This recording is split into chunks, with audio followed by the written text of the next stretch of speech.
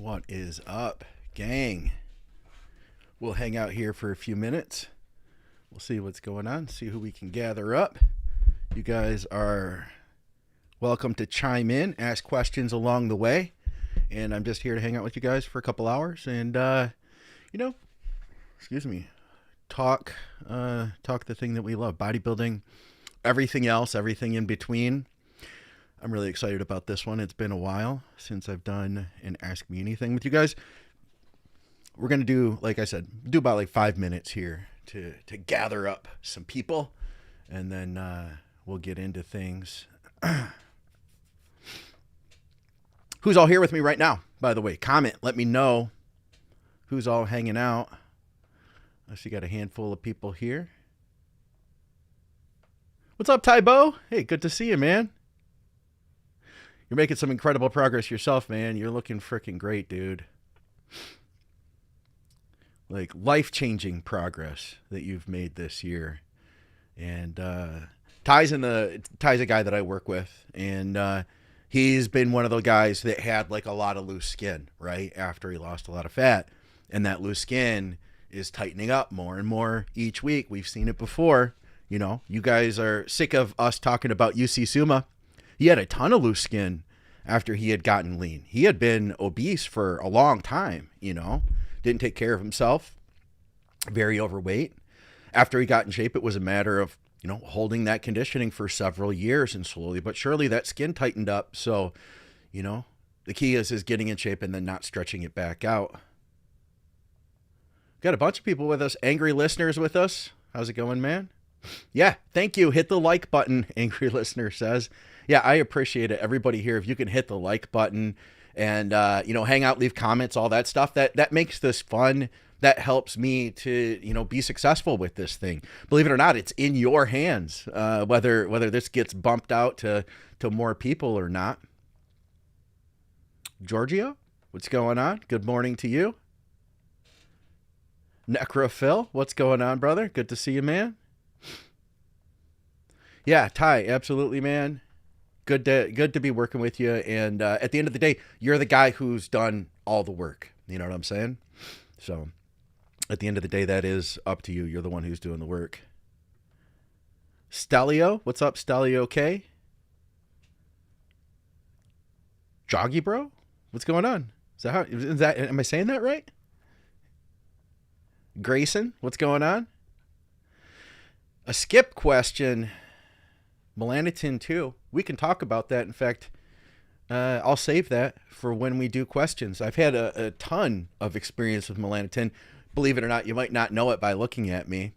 But I have some stuff that I can talk about with it. It's pretty straightforward using and dosing Melanatan. TriStar Training, what's going on, brother? How's everything going down there today? We'll give it about 2 more minutes, and then we'll get things rolling. But like I said, I just wanted to take a few minutes to gather people up. So if you're watching this, after it's been recorded, then definitely feel free to jump forward. I'll eventually get timestamps put in this once we're done. What's going on, Michael? What's going on, Jay? Multitasking while I'm you got me in the background. That's great to hear, man. I do that all the time with live streams. Love it. Lucas, what's going on, brother? How you doing over there? And Ryan, how much Melanatan to look like Skip? So, all right, we're gonna hold on to the Melanatan question because we'll get into that. Michelle, good to see you. All right, I think we're about ready. What time we got here? We're at 4 minutes. We'll give it 1 more minute, and then we'll jump in. You guys are welcome to comment with questions. I am going to tackle everybody's listener questions. We're going to clear it out today. And, yeah. Hope you guys have been enjoying the shows lately. We've been getting out a lot of fun stuff. We have a conversation with an MMA guy, Dave and I had. And we kind of tried to talk about the differences between PEDs and MMA and for bodybuilding. But spoiler alert, he didn't really have a ton of experience with PEDs because a lot of the guys in MMA, they don't have nearly the in-depth autistic level knowledge that we like to develop around PEDs and bodybuilding. Parabolic Peptides is hanging with us. What's going on? what's your current tren dosage? Tren in the plan, man, but that's exactly what we're going to talk about today. Yep, we could talk about BPC for colitis. What's going on? Bill Lally, he's 2 weeks out today. What's going on, man? All right. I think we're good. I think we'll dive into this thing. First of all, thank you guys for being here. I appreciate you hanging with me. For anybody that may be tuning into this who doesn't know who I am, my name's Scott McNally, and I run Think Big Bodybuilding Media. I've been podcasting now for the last decade. I guess you could call me an early adopter. I did that because I enjoy sharing knowledge about bodybuilding, period. Full stop. Bodybuilding has done a ton for me. It honestly was a big part of changing and saving my life. Now, it wasn't that in itself. I made a lot of other changes to improve myself, got into a 12-step program in recovery. But bodybuilding was a big part of getting me to where I am today. It's also how I pay my bills as a coach, which I've done full-time for the last decade now. And I've been coaching for about 15 years. It was about the time I started coaching that, about the time I went full-time, maybe 11 years now, I've been podcasting. Like I said, you could call me an early adopter. I think everybody's got a podcast today. It used to be interesting if I said, hey, somebody says, what do you do for a living? I said, podcasting. They kind of look at me and they'd be like, well, what's that? And I'd say, well, it's kind of like radio, but you can listen to it on your own time. It's like pre-recorded radio. Like that's literally how long ago it was. And now if I say, oh, I'm a podcaster, then people say, oh yeah, my niece is a podcaster too. That's really cute. So I honestly, I usually don't say I'm a podcaster or a YouTube person or whatever, but I guess I fall into all of those categories. But the main thing is that bodybuilding has done so much for me to help me improve my quality of life that I've wanted to share that with others. That's what I get to do through my coaching. And that's directly what I get to do with you guys. I'm not going to say that what I've discovered over the years is the only way to do things. In fact, I think that if anybody does tell you that this is the only way to do it, and that everybody else is foolish if they're doing it another way, that should set off some red flags. And I know it's sexy to be told that this is the answer, make it real black and white, but oftentimes the answer is different for each person, and it's going to take some experimentation, but it's also going to take going into those experiments, having some background information. And that's what I try to help with you guys with here. Anyway, today, I'm going to take all your listener questions, and you guys are welcome to comment here, and we'll get to all of those. But for starters, I wanted to talk about the transformation that I have made here in 2025. Now, some of you guys don't know how bad it was when I got sick, and I don't want to belabor that whole part of the conversation, but sometimes I even forget how bad it was. Like I remember, so my office is down here, my studio is in the basement of our home, and this is also where the gym is, and this is where I spend 15 hours a day, literally, between talking to you guys, editing podcasts, working with clients, helping people compete and just get in better shape, all that stuff. I do it from this spot. For 3 weeks after I had gotten sick, I literally could not walk down the stairs. That's how weak I was, and you don't really see it when you're in it, you know what I'm saying? But I can look back at that now and be like, oh, I had such poor breathing. My breathing was so poor after having the bug, and then getting pneumonia, being hospitalized, and finally getting home and recovering. I couldn't breathe. So going into that sickness, I was my all-time strongest ever. It took a lot of adjusting, years of adjusting to figure out how to get back into training.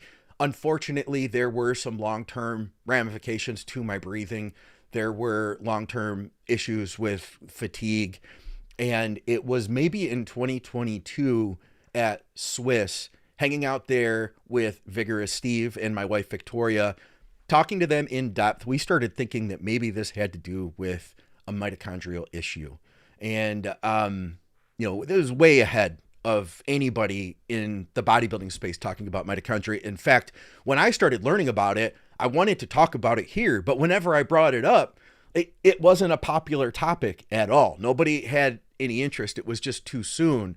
Now, obviously, it's like the number one sales pitch for every supplement, every peptide, Everything we do is all about mitochondrial health. It's probably the biggest buzzword of 2025 is mitochondria, right? And, it's kind of gotten beat to death. But honestly, though, it was from that point I started discovering supplements that benefited me. I found that coenzyme Q10, and specifically ubiquinol, would help to restore my breathing. It's been a long process of then getting into L-Carnitine, which helps you to then utilize fats as fuel, that my body was not producing energy the way that it should.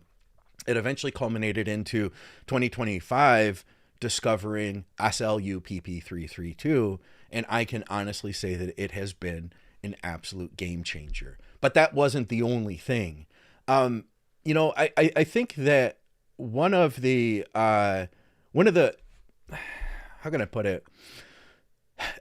There's just so much I can go into. So I'm going to say this. If you guys have any questions for me, feel free to post them up.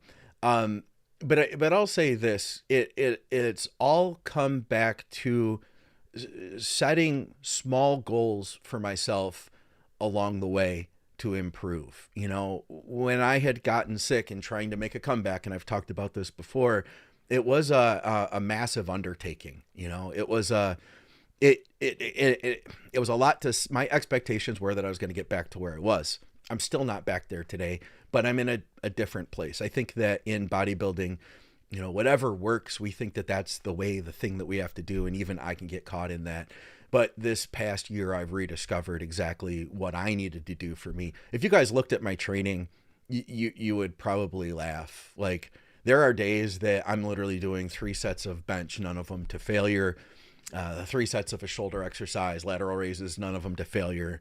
3 sets of tricep extensions, none of them to failure. And, 45 minutes of cardio. So, it's really not that much. But being able to just get back into that even alone, that's all it's taken. I've been, getting back into better shape. I was 217 pounds in January, middle of January, and getting on SLU at a low dose, low by today's standards, 400 micrograms, allowed me to just stay plugged in, allowed me to not have the chronic fatigue issues that I'd been dealing with anymore. I would say that really has been the biggest mover of everything. And then I've built on it from there.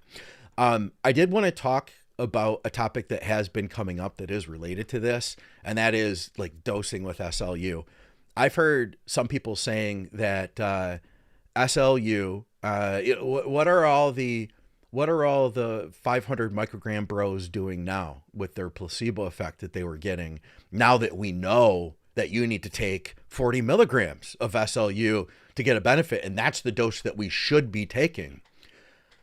I'm going to go on record and I say that the Guerrilla Chemist is doing a great experiment for, I'll call it advertisement. Honestly, like, you get into a market and you do something crazy and extreme, and more power to them, right? Because it's gotten them a lot of attention. I don't know if it's a safe thing for others to be following those footsteps. I don't know if it's a smart move or I don't know if it's a responsible move to be promoting this. And you can say all day that, well, this is just me. I don't encourage anybody to do what I'm doing. But I did lose 20 pounds of fat and I recomped and I look peeled. I didn't even change my diet. But don't do what I did. Don't listen to me. Like, come on, guys. I do think that it is irresponsible. We know that SLU, right, and just improving mitochondrial function is definitely going to create more oxidative stress, right? It creates ROS, right, reactive oxygen species. And what happens when we have too much oxidative stress? We get cell mutation, right? We get the C word, not the C word that Dave would say in England, but and we don't know what's the limit before those negative repercussions happen. We have no clue, right? So I think the responsible thing is to take the least amount of a compound we don't know about, and that we can get a beneficial effect from. I've seen some people doing it well with 200 micrograms of SLU. So if you ask me, do we need 40 milligrams of it? My answer is I have yet to meet somebody that has, and that's been out of, maybe I take that back. Okay. So here's been my experience. There have been people like me who have, completely recomped. I was 217 over the course of this year. I got down to 185. And I will talk about the other supplements I used and peptides. But then I began to continue recomping, getting leaner. And now I've been holding at 190 now for a few months. Yet my waist is getting smaller. My joints are looking smaller. Everything's looking more dramatic, and I'm getting more vascular. I can see that I am still losing fat. I'm just not losing body weight, which tells me that I am recomping. I don't see a need for me to use more than what I'm using. Now, I have seen a handful of people get as good of a response as I have. I've seen a lot more people experience some improved cognitive benefits. I feel a little bit more alert and sharper through the day. And I definitely feel more endurance when I work out. I see a lot more people that are getting that out of it and an improved fat loss out of it. And then I've seen some people that just say, I don't really notice it, but I am noticing that my endurance is better. That's all I get out of it, So, and then there's been a small handful of people, and I'm talking minimal, at this point, probably about 5 or 6 people who have said, I got nothing out of it at all. And that's using a brand that I would suggest. We're not going to talk about brands here on the stream today. We don't do that on YouTube, but if you guys follow on Spotify or you're part of the Facebook group for Think Big or anything else, you're aware of what brands we have for affiliates. And I believe in all those brands. And if maybe in that rare case, in those 5 people, if they got nothing out of it perceivably, then maybe they could have used a higher dose. Or maybe they just don't need it. Maybe their mitochondrial function is already freaking incredible. I've also seen, and I know Parabolic is with us right now. I have a question for you. Maybe you can answer us. Have you seen females get increased acne using SLU even at low doses? I have seen a few women now who are using 100 to 200 micrograms only who did experience improved composition, also experienced acne. I find that interesting, and I want to know what is the pathway that is causing that. So if you have an answer for me, Parabolic, I'd be very interested to hear that. I'll be following along with the comments here. And if you guys have questions, you are definitely welcome to comment up. So Michelle asked, how do you mitigate the increased in free radicals following the intake of SLU PP332? I mean, I think number one, we can look at antioxidants, right? That's our number one place to go. But actually, let me back that up. Number one goes back to dose. We can mitigate side effects through dose, and we can mitigate side effects through duration. And that's going to be the two obvious, right, and key factors with every compound that we use in bodybuilding.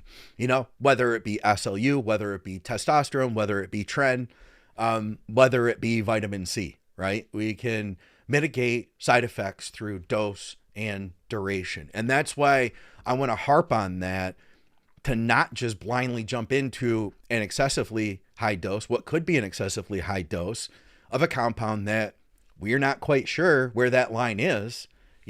Just be careful. That's my point. And if you do want to experiment with high dose, more power to you, but definitely go in knowing that you could be potentially a lemming walking off a cliff. You know what I'm saying? Like, really look into that one and think about it long and hard, because I don't think that the side effects of reactive oxygen species, I don't think that we're going to see those side effects right away. It's not going to happen like gyno pops up from D-ball. You're not going to be like, oh, there's a warning sign. I need to stop. It may be 6 months or 6 years down the road, you know? So the number one thing though is dose duration. After that, antioxidants. So look at things like glutathione. I don't have an official affiliate with Fullerene C60. This company, I have no affiliation with them. Heavenly sent me out their C60 a while ago. I've experimented with it. I wanted to offer this product as an affiliate product, but I'm going to be completely honest with you. I just don't know, you know. When's the last time you took NAC and said, oh yeah, I can definitely tell that that's making a big difference in my life, you know? It's not something that we're seeing on blood work a lot of times, you know, especially in cases like this. In fact, with SLU, I've seen people's blood work looking immaculate. So it's been actually quite incredible. I'm talking like people who are finishing contest preps come out the other side and everything is in really good order. Like, why do we even need to stop gear at this point, you know, post contest, including running orals? So definitely though, antioxidants is the key thing to look at. And you might want to look into Fullerene. So a lot of Fullerene is suspended in liquid. I don't know if you guys are familiar with Fullerene, C60, carbon 60. And it's a very powerful antioxidant though.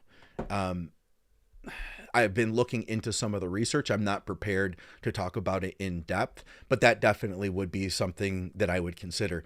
Another consideration now that a lot of people are looking at is SS31, as SS31, which is also a mitochondrial enhancer, is also going to, you know, create benefit of cleaning up reactive oxygen species. So, you know, that you could get some benefit out of that. In fact, I've found benefit of running SLU and SS31 simultaneously. I know that people have run higher doses of SS31. I'm finding 1 milligrams per day is a good dose. And I couple that now with 250 micrograms of SLU. And I take both of those in the morning. I find it to be fantastic. So I'm a big fan of both of those things. Now, I would say, so SLU, that would be the mainstay there. Let's see, Parabolic's with us. I want to see if he says, yep. All right. NMN and with 5 amino. What is it? What is he talking about here? Don't forget to take your NAD plus or NM. I think he may be talking to somebody else here. Okay. Let's see. GSH, vitamin C and E. Yeah, he's answering other people. But let me see, did he answer me? I wonder if he has an answer for that. Why are we seeing some women? Okay, yep, so he has seen some acne at 400 micrograms. So I've seen it as low as 200. It says, however, I'm uncertain as to why this is. But this is part of my argument that if we're seeing, you know, a side effect like this at 200 micrograms, I can't imagine what somebody is going to get out of, you know, 10 milligrams. You know, it's kind of crazy.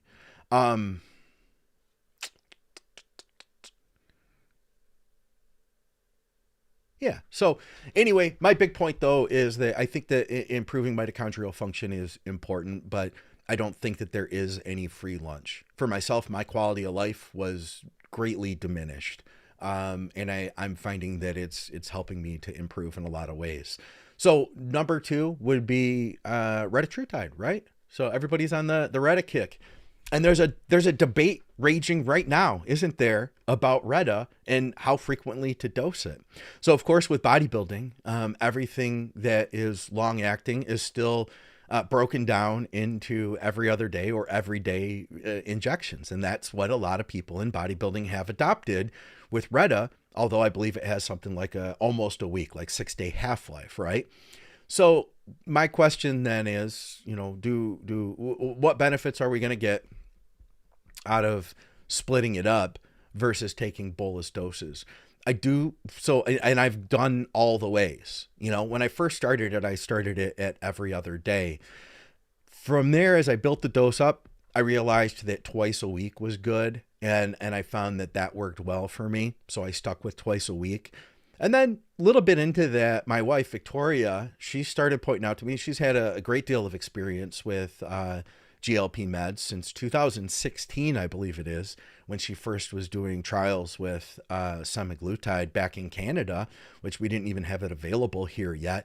And so this has been some time, right? Like that wasn't even a GLP-1 or GLP wasn't even on our minds at the time, barely at least. I only heard it mentioned by one of my guests back in that time frame. And she did, by the way, predict that it would be a huge revolution in bodybuilding. So shout out to Colette Nelson for calling that back in 2016 or so. Anyway, she had pointed out, though, that with the pharmacokinetics of it, that you're going to get the better overall effect with a higher bolus dose, the way that they intended it to be, versus you're not going to be able to get those peak levels up quite as high with daily or every other day administration. So I thought, hey, you know, she said, so you may want to consider that. You know, and maybe it will make a difference, maybe not, right? So I thought, well, okay, I'm going to give it a try. And I went to 1 time a week. The only difference I noticed was a slightly stronger effect toward the early portion of the week. And by the time I was due for my next shot, 7 days later, it was almost as if the effects had completely worn off. And I did that for a month before I said, nah, I'm going to go back to what I liked, which was twice a week. And that's currently what I'm doing too. Maybe dose plays a role in this. I worked up to 2 milligrams. I have not gone above that. The people that I've worked with, the clients I've worked with, we've all been around that 2 milligram mark. I have a couple clients that have gone higher with tirzepatide. I work with one guy who came to me who was using 6 or 7 milligrams of Reta, another guy who was using 6. We've since worked those doses down. I do think that when the dose is super high, it can kind of become counterproductive to bodybuilding. I do want there to be some level of hunger. We want to keep that gastric emptying happening. You know, a big part of me getting you to your goals, I mean, it's all going to come back to the nutrition, right? This isn't just a get skinny contest. This is bodybuilding. So we still need to be able to eat food. And I find that as that dose climbs up, people are unable to get in, especially like Gen Pop people who aren't already doing like a standard bodybuilding diet, that it takes them, it's really difficult for them to be able to get in enough food through the day when they're not already used to eating 5-6 meals, right? And now they're dosing a higher the higher amount of Reta per week. So I'm finding that 2 milligrams is about the limit. And if a client that I work with wants to do it every day, then I say more power to them. I personally, like I said, I'm sticking with twice a week. But my thought about the whole argument as to where should it be dosed is like, figure it out for yourself, what you like. And I wouldn't worry about what anybody on YouTube says about it. You know what I mean? You're going to know what works for you. And sure, it's novel to, and I think important to be able to hear other people's perspectives on it. But at the end of the day, if you've been doing well with every day, then I wouldn't bother changing it. You know what I'm saying? It's working for you. So I'd say trust yourselves. I think that a lot of times you guys get assaulted by us on the other side of YouTube, right?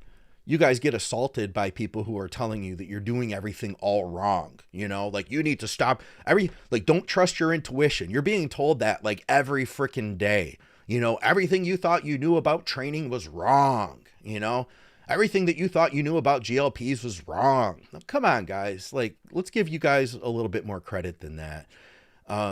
You know, especially you guys have been around for a while. You've spent years doing this. Your experience, your opinion is based off of your experience. And I think that that's more valuable than somebody who's telling you to do something that's counterintuitive. You know, I'd say listen to your gut more than anything else. Reta is more than a weight loss agent. I'm genuinely impressed as its glucagon agonist effects for energy. Yeah, so there's no question, man. I'm finding that with the improved glucagon, we're finding that people do have better energy levels even on low calories. It is absolutely fantastic. So I am all for the use of Reta when dieting. In fact, I would say that for me, it has been the other heavy mover. If I were to say what were the two big heavy movers for me, it would be number one, SLU. That's allowed me to get the ball rolling and then continuing to keep it rolling. And then Reta has no question helped me to dramatically and rapidly improve my insulin sensitivity and fat loss in a way that it would have been a lot more work otherwise.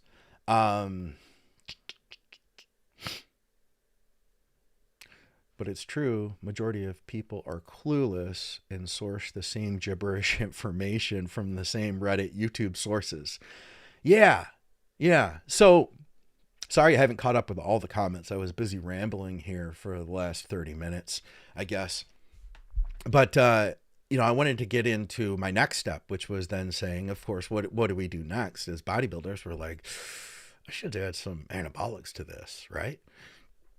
So I started experimenting with gear again, and I haven't really had a reason to run a cycle in the last 5 years because I just couldn't keep my consistency up with training, the chronic fatigue and my inability to breathe properly. Now, through my training, even though they're light workouts, I'm also doing like a ton of core work. I'm doing a lot of planks. In fact, planks are, I think, the biggest secret, I think, for recomping your waist better than vacuum practice. In fact, I've worked with guys who have like major distension who had been practicing vacuums for like a year, right? And we saw some improvement, but we didn't see the drastic changes that we have seen now using planks. I think that planks are an absolute game changer. It sounds boring, right? Because you're just kind of holding in that plank position. But here's the way that I do them. And it's all about training your breathing. It's about not blowing out through the stomach. Instead, the idea, and you guys have probably, some of you have heard me talk about this before, it's breathing through your back, which is something I've gotten hounded into me by my wife. And the idea of breathing through your back is trying to fill up those, the lower lobes of your lungs. And what I just did was, as I'm breathing in, I'm imagining pushing out my love handles. Like imagine as I'm breathing in, I'm pushing out those love handles, and I try to breathe in as deeply as I can while holding the core in and up. You kind of pull it, suck it, like pull it in and then pull it up while you're holding that plank. And then take that deep breath as deep as you can and fight it to keep that stomach in. That's where the real work of the plank comes in. I'll hold that plank and I'll do deep breaths like that for 30 seconds. And I'm telling you, by the end of that 30 seconds, like I am sweating. It's difficult. So it's definitely one that I would suggest to you. I'm doing 3 planks for 30 seconds. And then after that, I do a leg raise. With the leg raise, I'm just laying on the floor and then I hold on to something overhead here and then I kick the feet up kind of thing, Get rid of this. So those two things have been instrumental in me, helping to keep that moving. But anyway, back to what I was saying. Sorry, you guys can tell I'm like full ADD when I just have a free topic and can go. Anyway, just to get back to it, with anabolics, I tried a few things. I realized I don't want to run a full-blown cycle. I don't want to deal with the logistics anymore of taking multiple large shots each week. So I started out with an idea, as some of you had heard, running a bunch of EQ and test. That lasted a couple weeks, and I got tired of it. I tried just test, and then I tried this, and I tried that. I've settled in now. I found that going back to Masteron wasn't to my benefit. I found that my SHBG would get crushed, and it made my mood go down, libido go down, my sense of well-being, my energy, my like zest to get in the gym and train. It all went away. So I want to make sure that I don't ruin my SHBG. I want to keep that up. And I found, out of all compounds, dihydrobodenone, formerly known as one test CYP, DHB, to be freaking incredible. And I want to go back to what Nicola said. It's true. The majority of people are clueless and source the same gibberish information from the same Reddit, YouTube sources. Listen, now I'm not going to say that this is the case for everybody, but I'm finding, running DHB with multiple people now, we are not seeing an elevation in inflammation levels. We're not seeing an elevation in liver values. We're seeing no changes there, okay? No more than at least any other compound. So I don't know I know where it comes from. I know that there were 2 studies, limited research on DHB rat studies. They found increased inflammation in these rats, or in these rodents, in this study. And that translated into More Plates, More Dates doing a video saying, hey, there's potentially a lot of inflammation from DHB. And then that led to Vigorous Steve looking at that same research and also saying, hey, there's potential for a lot of inflammation from DHB. And there is, right? Those things have been shown there is potential. But I don't think it's the case across the board, because I have a very limited scope, a very limited study of myself and 3 other people now who have all done labs. I've seen labs from people who took inflammation markers before they started DHB, 6 weeks in and after, and we haven't seen any elevation that we would expect from anything else. Like it really was just like any other compound. So every time though that I say anything about DHB, we always get at least one person in the comments who says, oh, well, you better start checking your liver values. So anyway, yeah. The only problem, what do we have here? I took 2 shots of DHB 0.4 ml and it looked like I got shot by a rubber bullet. Yeah. So here's the deal. I do think that there can be a great deal of pain from some of these shots, depending on how it's brewed, depending on how much you're taking. But that said, and that may be where the inflammation comes from, right? Like if you had a really bad shot and then you get your inflammation markers checked, I bet you your inflammation is going to be up, right? But if you have a smooth shot, if you say are using it as part of a larger cycle, you're cutting it with other compounds, you know, you're not using too much at once, then, you know, I think that you can find a sweet spot in there. Have I had some bad shots? Yeah, I've had some painful shots. I've had a couple shots that I didn't want to sleep on that side, you know, for the first night or two after that shot. But you know, outside of that though, I've been able to cut it with just a standard like pharma grade test and a small amount of DECA. So I guess you could say I've been using DECA too, but I've honestly just added a small amount, 1/4 ml here and there, just to help cut the DHB. Now, initially my game plan was going to be to run 300 and 300 test, 300 DHB. That soon went down to 200 and 200. And now due to my inability to stay on track with shot frequency, reality comes down to about 150 and 150 per week. That said, I couldn't be happier with the results that I'm getting out of it. I would call this to be, I mean, technically, would you guys call this T or T plus? 150 test, 150 DHB? You tell me. I think it is though. I'm going to look toward the comments here. Let's see here. I think that's about the main things I wanted to cover with that, by the way. I'll probably think of some more stuff that I do want to throw in. I haven't noticed any major issues with estrogen, by the way. I found that my estrogen seems to just kind of stay level. So I'm not at that 1-to-1 ratio. I'm not finding that my estrogen is getting smashed. The clients that I worked with, all 3 of them were in a cutting phase. No, excuse me, I take that back. One of them wasn't, but we weren't seeing major estrogen issues either. So I don't know if DHB has the same effects on estrogen that EQ would. I'm not sure about that. It's so that the verdict is out there.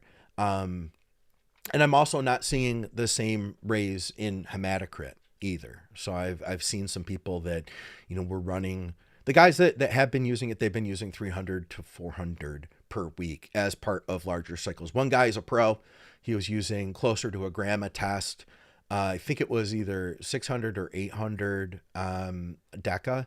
And then he was using, it was either 300 or 400, I think 400 DHB or 350 DHB along with that. In the past, we had done test, deca, EQ. He did really well with that. And then he did fantastic with test, deca, DHB. I'm finding that DHB and nandrolones, it's a nice combo. I like getting that nandrolone in there for some added anabolic effect. It's kind of like a low, you're not going to get a lot of the androgenic sides from DECA, right? It's going to be better for just growth overall. And DECA or NPP, it tends to be an easier shot to handle. So it's nice logistically for mixing a more harsh, compound like DHB that tends to be more painful. All right, I'm going to scroll back up to the top here. Yo, Casey Rice is with us. What's going on, man? He's just about to get started on a plan with me. I sent him over some training this week, and he's a former CrossFitter / bodybuilder getting ready to do his first show. Shout out to you, my friend. What does Parabolic say here? He says, personally, I don't see the advantage of daily pinning Retta. The half-life is plenty long. 2 to 3 times a week is sufficient, in my opinion. If you need more suppression for a short window, use, he named a drug that I'm not familiar with the name of. I'm going to guess it's the new daily administration GLP med. Is that what that is? Or for Gilprin? I'm sure I said that right.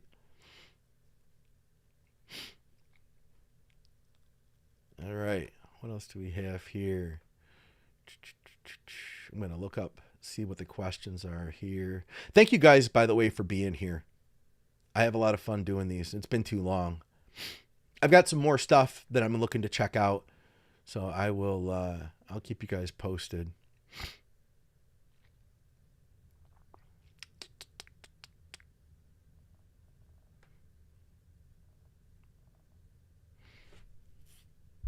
Biolabs literally contaminated 3 products with BAM15.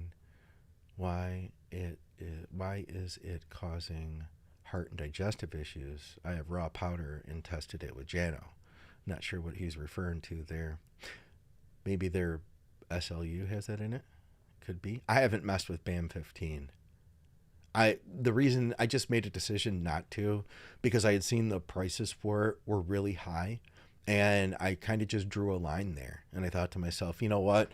I could probably, justify getting this. But for the cost, I can't justify suggesting it to you. That was the bottom line for me. Does it work? It may. I've heard good things about it.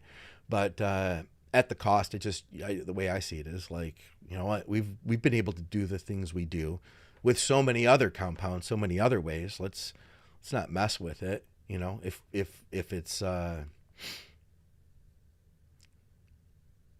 yeah, okay. Gooman, he says, SLU at microdose is a scam, LOL. Yeah, I think he's messing with us here. He says, I'm doing 90 milligrams injection of SLU. Okay, fair enough. And hey, if that's what you got to do, just know going in, the risk and reward, right? Okay. What if the acne is just coming from women sweating more from the thermogenic effect than affecting hormones? Max Hughes says that. Hey, dude, that's totally possible, isn't it, man? It doesn't have to be something hormonally that's happening. Man, you guys are freaking filling up the comments, by the way. Thank you for being here. How about microdosing DNP? How many of you guys have used DNP? Show of hands. Show of hands. Comment if you say comment DNP if you've used DNP, and comment the dose that you used it at too. I used it twice. And I just didn't see the benefit. What's up, Real Report? Shout out to you in Norway, my friend. I'll tackle that question we had early on, which was about Melanatan 2. Said, interested in starting Melanatan 2. Any quick info on dosing? Is it worth it? I think it depends on what your goals are. If your goals are to get tan, it is definitely worth it. It works incredibly fast. Now, I actually have the pump version. I've got a bottle of the nasal version. And I hadn't used BPC in a long time. I picked this up, used a small dose, and I got huge results. I think it was 50 micrograms per pump. And I'd take like 100 micrograms per day for a couple weeks. I'd go outside occasionally on our date days and stuff. Before you know it, I got pretty damn tan doing that. I didn't do any additional tanning, anything like that. Okay, so back in the day, we used to do a loading phase of Melanatan 2. And if you look online, there's probably still some people talking about doing Melanatan loading phases. Hold on just a second here. I'll take a drink of water.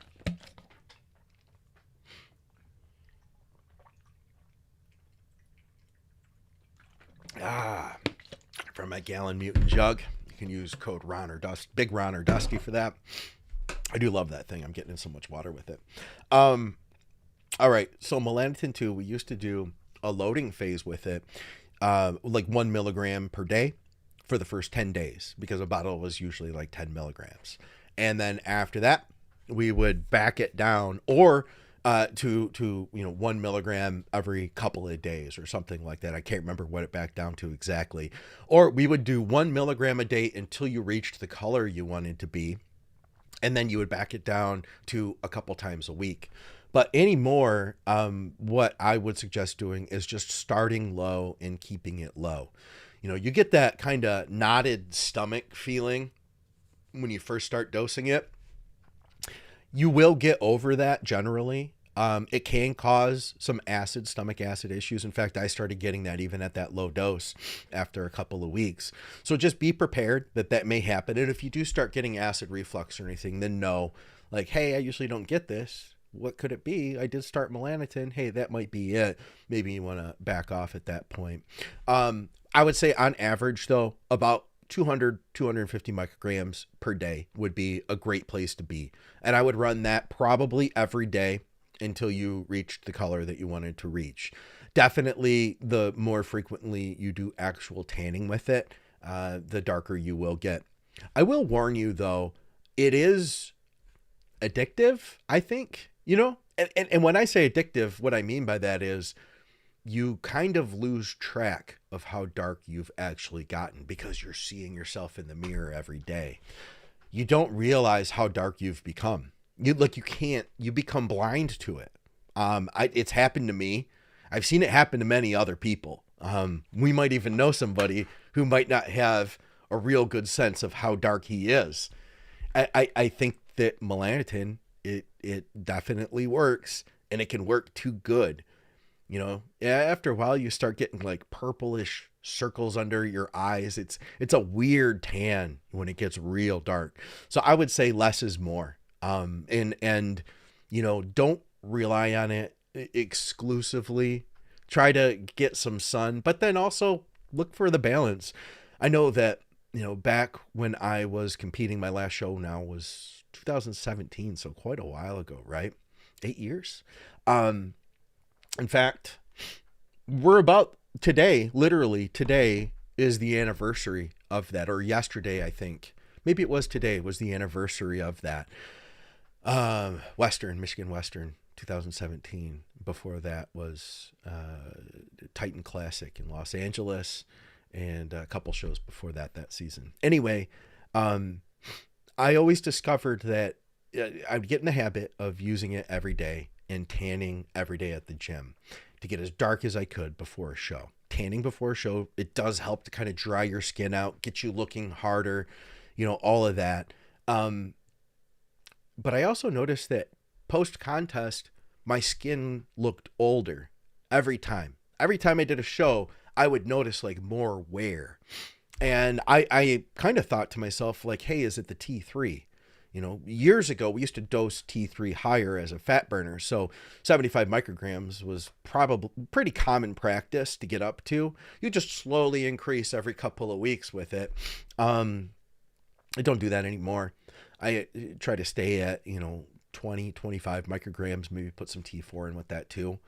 But yeah, I used to attribute it to being related to, aging from increasing my thyroid. But now I really look back, it was probably, that may have been part of the factor, but I think a big part of it was the amount of skin damage I took from tanning so frequently.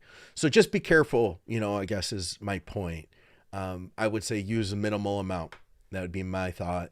And when you think you're too dark, you definitely are too dark. What else do we have here? You guys got any questions for me? Let's see what we got here. Hi, Scott. Hi from the UK. I think the new sports TRT for many people includes the mitochondrial peptides and Reta blowing up over here now. Absolutely, man. Yeah. Yeah, if you say you're on like TRT plus, it's not, gear is part of it, but a lot of it is going to be other factors, right? I got too dark on Melanatan too. It happened to me. People commented that I turned Jamaican on my vacation. Definitely don't go ham with the Melanatan too, or you'll change ethnicities. What was weird was I found that after I had gone super hard with Melanatan, it permanently changed the way I would tan for the rest, like for years. Because being like super Irish in Eastern European, my skin turns bright red when I try to go in the sun, and then it goes back to white, and then bright red when I go back in the sun, and then back to white. And I found after Melanatan, my skin would automatically turn more brown. And it still to a degree does, but there were, I think, some level of epigenetic changes that I got out of it. How do you compare high dose DHB to microdosing Tren? I wouldn't compare them. I could compare microdose DHB to microdose Tren. I think that would be more comparable because DHB is a strong compound. I would say that you're going to get overall less side effects from DHB, but one of those side effects is going to be logistics with your injections due to the pain that you can get from those shots. So yeah, I'd say that's one of the biggest logistics that I've dealt with. Also, I would still suggest that you get your get your CK levels checked before you start.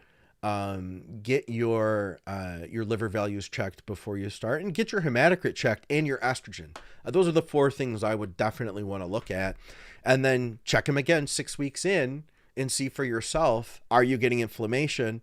And if you're not, then definitely, or if you are, let me know, because I want to try to get as many people as we can together to get more information on this so that we can kind of decide for ourselves how much inflammation and damage to the liver does this compound actually cause compared to other anabolics.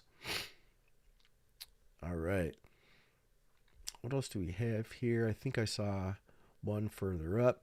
I have a bottle of 500 gram powder bought a month ago from a local lab that is providing chemicals to my medical college. Really curious to do a small experiment with it. I'm guessing he's talking about SLU. Yeah, okay. So that med that Parabolics was talking about is the oral GLP-1. And from what I recall, you can get an instantaneous, like daily effect from that compound. I could see that being beneficial to get like just a one-off appetite suppression. Say we have 2 non-training days, right? We could then maybe drop them in on those 2 days, but then not have it interfere with appetite or with digestion on days that food is, say, substantially higher. George took some DMP. Bill says, no DMP, just a massive amount of hot sauce. Whoa, greetings from Peru. That's freaking incredible. Just jumping in to say, hey, love the podcast. Random Scottish bloke. Nice.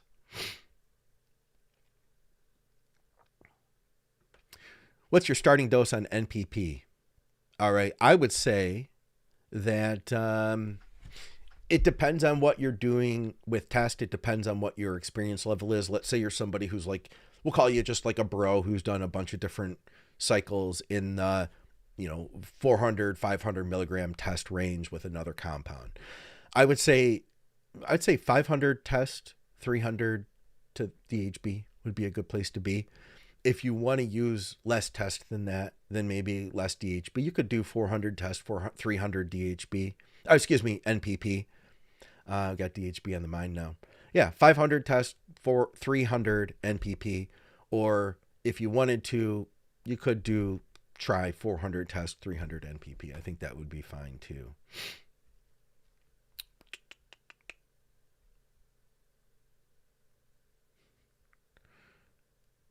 What do we have here? Microdosing DNP.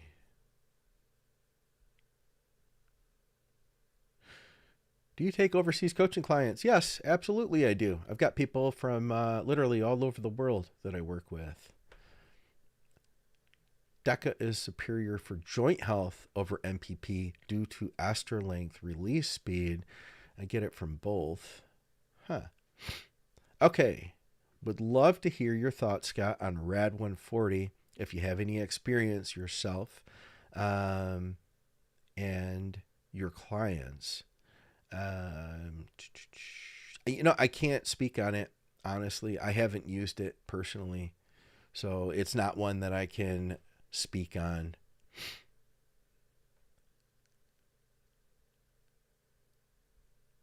Don't use DECA. Probably the worst for neuroinflammation. Okay. I don't think that any steroids are really good for us, are they? I think it is interesting, too, that with the whole DHB thing, people are so quick to say, oh, don't use DHB. It's going to raise your inflammation. But then they're willing to take like everything else under the sun. I don't know. So we were asked, does DECA help with inflammation locally? I don't know about locally, but Scott Stevenson and I did look at some research. I think as low as 50 milligrams per week was helpful for overall systemic joint inflammation. So my thought would be 50 to 100 for something like that.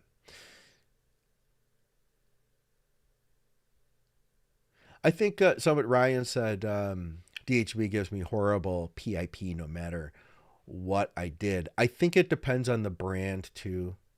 I think that back in the day when I first used it, it was dosed at 200 milligrams per milliliter, and that stuff was wicked painful no matter what you did. At 100 milligrams at most places now, I think it's more tolerable, but I think it still depends on who's brewing it, who's making it. I think that's a factor. Another factor can be too, what kind of solvents are they using with it? Obviously I'm just talking about DHB itself, but if you're using, crazy super solvents, maybe that could be raising your inflammation too. And if you are using super solvents that do raise inflammation, I think that a lot of us have kind of said like, oh, we shouldn't use any of that. It's not good for you, right? But I think if you go in with moderation, I'm not saying like it's an ideal situation and we should all be using everything that has, high super solvents. But I think that if you go in using something with a super solvent, like a glycol, EO, ethyl olate, these things are known to be like harsher on our bodies. And these are solvents that help us to dissolve hormone into the carrier oil, right? For anybody who isn't aware of that. And they also do a real good job at that. So like Steve had told me that in Thailand, the manufacturers there like to use it because they're shipping that stuff out all through the world. So they want it to be able to not crash, basically. So it's good for business to use EO, right? But yeah, it's one of those things that, it's not necessarily great for us, but I think that if you're, let's say you wanted to use some injectable D-ball, that's going to have, a super solvent in it. It just like when you would plan to use any other oral, there's like, that there's costs to the benefits, right? And that, hey, I'm going to have to be careful with this, because have that information going in, knowing that there's this additional layer that's damaging to your health, so that you can better mitigate those issues through, once again, dose and duration, Not talking about Scott or Dave, but too many people get caught up in what some YouTuber says about X, Y, and Z. They're just YouTubers, and yet the sheep follow them blindly along. Yeah. You know what, though? It's one of those things that, like, we enjoy talking about this stuff, right? And we kind of want to believe, like the old ads that promised us that a supplement was going to build 10 pounds of muscle in 4 weeks. We all kind of knew that it probably wasn't. We bought it anyway, but we still hoped. There's like a lot of hope in that. So, but yeah, there's a lot of that today. I've seen, I can't even mention the name, because it could get us in trouble here, but there's a certain compound that is known to be highly addictive that people are saying isn't addictive. I don't even want to say the word even, but it starts with Nick, right? And people are saying, oh no, it was just the smoking that was bad for you. The compound itself is not addictive at all. It's kind of crazy. I have to be really careful. I may even just gotten myself in trouble by even uttering those words. I wonder, was your mast you ran that you had drop in libido something made recently? I've heard that a couple of times since the shortage happened. Masteron, which isn't a normal symptom. Hey, that's a great question. Fortunately and unfortunately, no, it was, this is something I've experienced now for several years. I just was talking to Lats from Professional Muscle, and he gets the same thing, that when I use too much of a DHT compound, that my SHBG just gets crushed. When my SHBG goes low, my libido goes low, my mood goes low, it just energy, all of that. I've tried even small doses of Anavar, and it works out great for the first 10 days. And then slowly but surely, I'm just feeling crappier and crappier, but stronger. So it's kind of weird. Talk to us more about your EQ experience, please. Okay. So Equipoise, I think I ran it my 5th cycle in, and, I just listened to all the advice that I had heard online, which is, it's a powerful anabolic, a lot like DECA, but without the same water retention, right? That's literally the beginning and the end of what we knew. You ran it at about the same dose as you would DECA, which for me was 400 milligrams. I found that it was noticeably weaker than DECA. I wrote it off, literally wrote it off for 2 years. And eventually I came back around to it because I had tried everything else at that point. And I thought to myself, like, there's only so many compounds out there for mass, right? There's only so many compounds out there for cutting. And so you kind of run through all of them, and then you're like, oh, what next? So I went back to EQ. But I said to myself, okay, and this is in the age where everybody was really into front loading their compounds. You'd either do a front load so that you could, and the idea is that you could build your levels up faster versus having to wait as many weeks. So I started the game plan was going to be 1 mil a test, 250 milligrams with 1 mil of EQ, 200 milligrams every other week or every other day. So I'd be at, ballpark 1,000 and 800 ballpark, right? Every 8 days. I decided, okay, I want to make sure this works because I'm going to dose it up really high. Plus, I'm also going to front load it. So I front loaded it at 200 milligrams every day for the first week. And then I backed it down. Let me tell you, that stuff kicked in a lot better that time. I mean, obviously I was taking a lot of EQ. I found that for me at a higher dose, around 800 milligrams, 750 EQ, and 1,000 tests, that's where I did make my best progress. Now, keep in mind, I had already been cycling for a number of years. I already had competed twice, maybe 3 times, and was already a light heavyweight bodybuilder, meaning that I was probably 230 with abs-ish, you know, outlining your abs in the off season, and then, you know, would come down to 195 on stage, you know, super, super lean condition. So I didn't just jump into that. That was over the course of slowly increasing to 750 test and 600 of this, and, you know, then a gram a test and 800 of that. And that's where it came in. So I didn't just jump to that overnight. If you're using, you know, like a gram total cycle, then don't just jump into 2 gram cycles. Yeah, I made really good progress with that. And ultimately, that's how I discovered my best cycle ever, which was about 1.25 test, 800 EQ, and then about 200 NPP, 50 NPP every other day along with that. I liked that combo a lot, just a little bit of nandrolone. I don't have really much more to say. Did my hematocrit get high? Absolutely, it did by the end of that. I always felt with EQ, it wasn't a compound where I instantly saw the results. You know what I mean?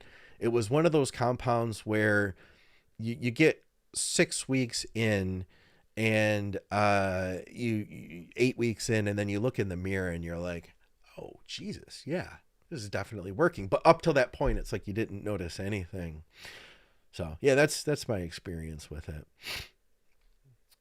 I think certain people don't handle DHB well, no matter how it is made, like myself. Hey, there is that possibility. Not every compound is for everybody. That's for sure. Just like we're talking about with Masteron, right? Mast is definitely not a compound that works terrible for most people. Most people love it. I on the other hand, man, it's just not worth it for me.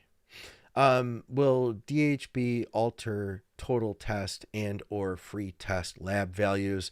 Man, I don't think so, Doug. I can't imagine why it would.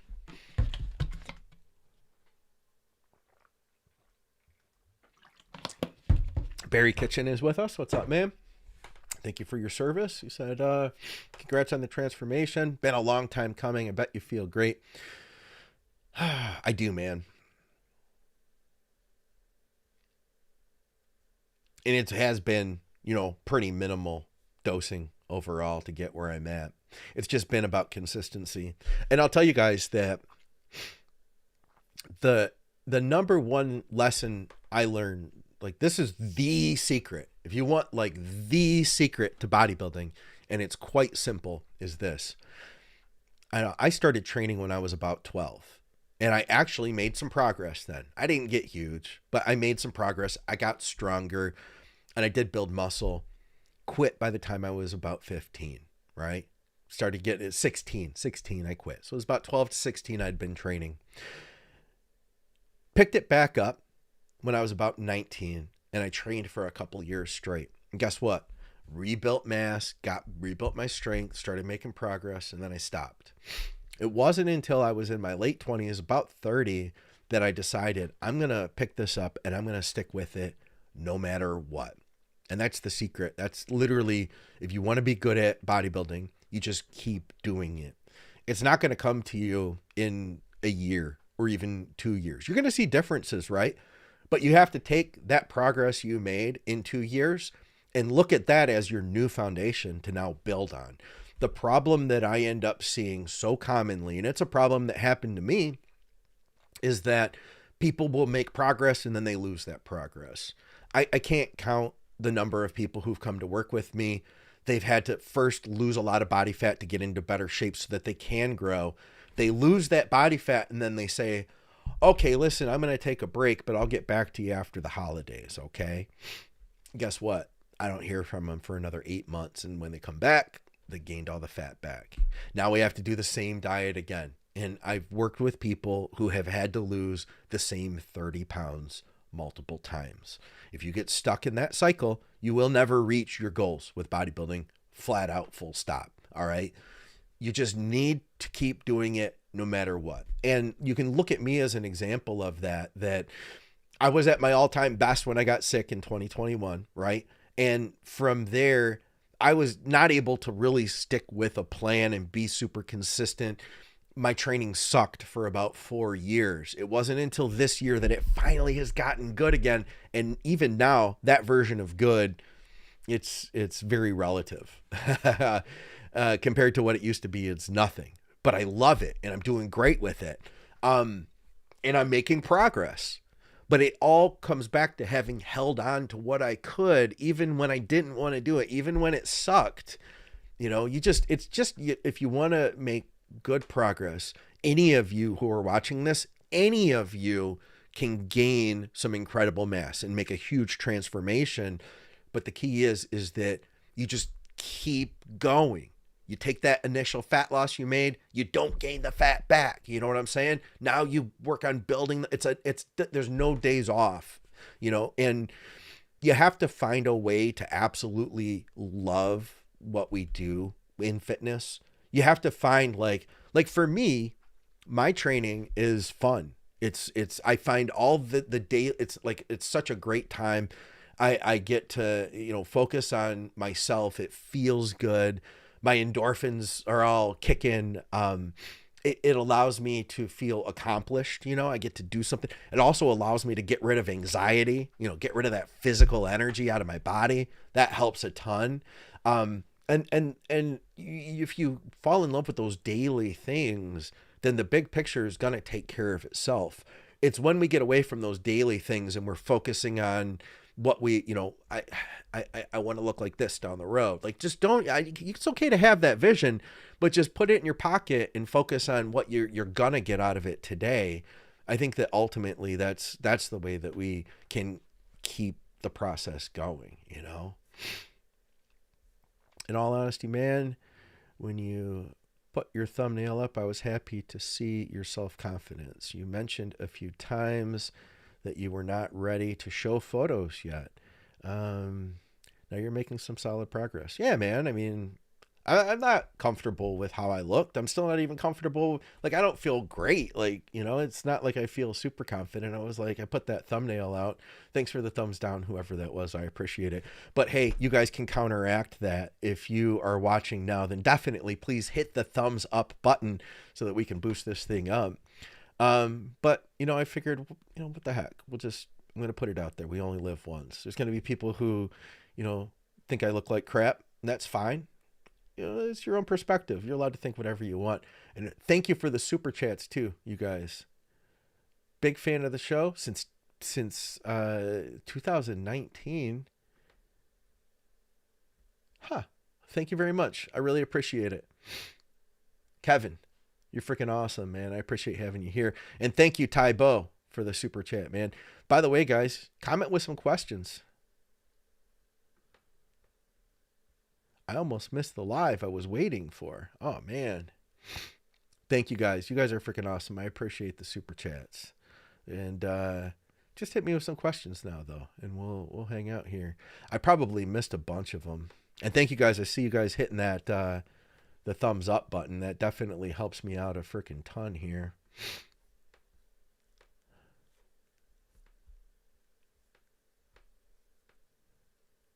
So DNP, so somebody say DNP is trash. Yeah, you're not wrong, man. I don't think that we need it. Anytime that we like, we can do everything we need to do without any fat burners, right? But the fat burners, they do work. Here's what I found with DNP, though, and some of you guys have probably heard this story. I took it 2 times. The second time I took it, I kept it at 250 micrograms. I followed a very specific fruit diet that was given to me.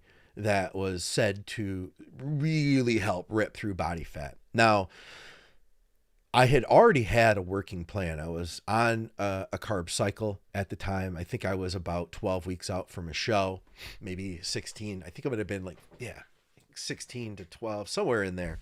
I only ran it for about a week. And I lost probably 8 pounds of fat in that week. It moved fast. But going into that, I had a plan that was working, and I was ticking along, and I was losing a pound, 2 pounds a week, right? And I knew what my diet needed to be to do that. Fast forward, I jump into the DMP, lose a bunch of fat. I come out the other side of that. I couldn't just go back to the diet that I already had been on, because now my body had been further advanced. And to continue losing fat, the diet needed to be changed. But now I had to figure out, okay, well, what do I do now? And it took me probably another 10 days to 2 weeks to really get back into my groove. So I was making, good progress, 2 pounds, 2 pounds, 2 pounds, and all of a sudden 8 pounds.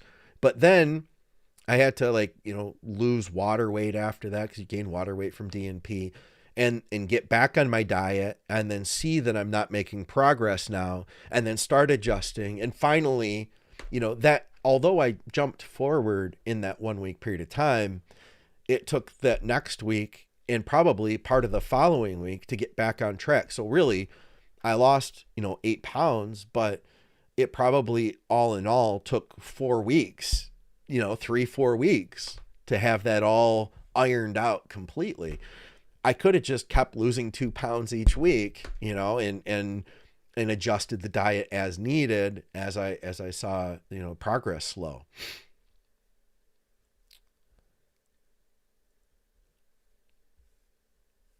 Yeah. Plus, DMP isn't healthy for us, right? All right. What else do we have here for questions, guys? You guys posting up any questions?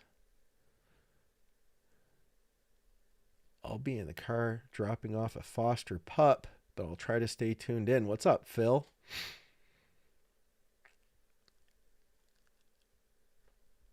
All right. Just putting my dog in the harness, and we're going to go get some cardio in as we listen. That's pretty freaking cool. It's kind of cool that we can all hang out like this, isn't it? Compounds and dosages. Did you run lower test to keep your hematocrit in range?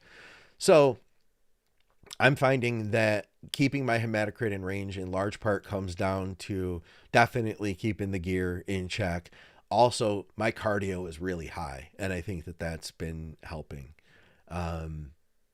It was probably a dumb idea when I wanted to run a bunch of EQ again. I don't think that was a good move. All right. Thoughts on running Reta and any other peptides up to the peaking loading protocol for a show? So I found that it was harder for me to fill out with Reta. That said, I don't think that's the case for everybody. So it depends on the individual. I would ideally have you close to being in shape a month out, right? Steve, what's up, man? Thank you for the super chat, brother. I'll check that out in just a minute. See if you have any questions for me. I'll say this, that for some people, if we're doing practice loads and we're a month out and we have our full Reta dose in, which is going to be for us like 1.5, 2 milligrams, you may not have any interference from the Reta to fill out whatsoever. And if that's the case, then we could just totally leave it as it is. If you do, I would want to start backing that down a few weeks out and seeing, okay, well, what amount can we still fill on? That's kind of more where I'm coming from. So for some people, maybe they need to take it out altogether. I haven't really seen that though. I've seen us being able to maintain some level of Reta and still be able to get full on it. Steve's with us. What's up, man? He says minimum effective cycle length for GH. Sorry, my allergies are crazy as always. Thank you for the super chat, Steve. I appreciate you, man. Minimum effective cycle length for GH. I would say it depends on what your goal is for it, Steve. Now, I know what your goals are, and you fit into a category that I think a lot of people fit into, and that is a guy who just wants to get into the best shape he can and maintain that as long as he can, right? So for you, minimum effective dose would be as long as you can run it, really. I mean, you're looking at more of a like a TRT plus kind of lifestyle, an optimized lifestyle, right? And growth hormone is gonna at a lower dose going to help with your recovery, possibly build a little bit better tissue as a result of that improved recovery, maybe help with some recomping effect, losing a little bit of fat in the process. So the longer you can do that, the better.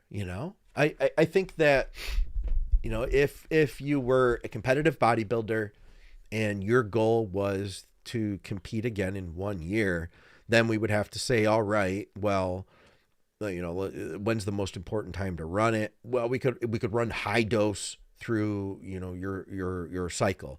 We could even look at like, what did Chase Iron say on that interview that we clipped in on drugs and stuff this past week, I believe it was. He said that, running high dose to break through a plateau, like a size plateau, could be helpful. There's an option like that. But for you, man, and then of course contest prep itself, it's a great tool for helping to improve fullness and recovery, while still dieting really hard for a contest prep. For you, man, I think that the longer you can get those benefits, just the better, because you're talking about what you're doing as a lifestyle thing.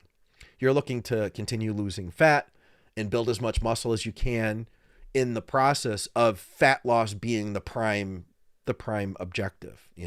That muscle mass is going to come on long term over the long haul. You'll keep building muscle. There's no question on that. We keep the protein up high. You're getting the trigger from training, so you're going to gain muscle in the process. I'm sure that 2-3 units of growth is only going to help with that. Yeah. Stay on GH as long as you can afford it. Really. Wish I could afford HGH, LOL. Too many family obligations. Hey, totally understandable. And listen, man, it's not the end of the world. I don't think that GH is as big of a factor for most of us as we would like to believe. And that's even the farm grade stuff. I've used farm grade GH at 7 units in the past. It was strong, right? But I didn't really notice a major difference between that and hydrotropin, which I had been running up to switching to the humotropes. What would you consider to be good maintenance muscle building? Okay, what would you consider a good approach for a maintenance muscle building phase? Establish a baseline where strength is advancing, but weight stays relatively consistent, or looking to gain 0.5 pounds per week.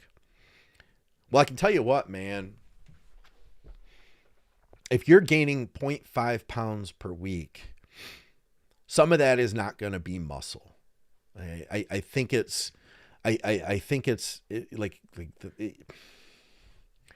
think that we're gaining, maybe it's possible. I feel like, here's what I've seen for advanced guys. For advanced guys, I think we're lucky to get on stage. And I've seen this in a lot of people, 5 to 7 pounds heavier the next year in the same condition. That's a huge win. That's over the course of a year. I'd say that if we can gain a pound per month, that's incredible. A pound of real muscle, like real muscle. I'm not talking about the water, the glycogen that goes along with that, the body fat that comes along from being in a surplus. So I'd say that first.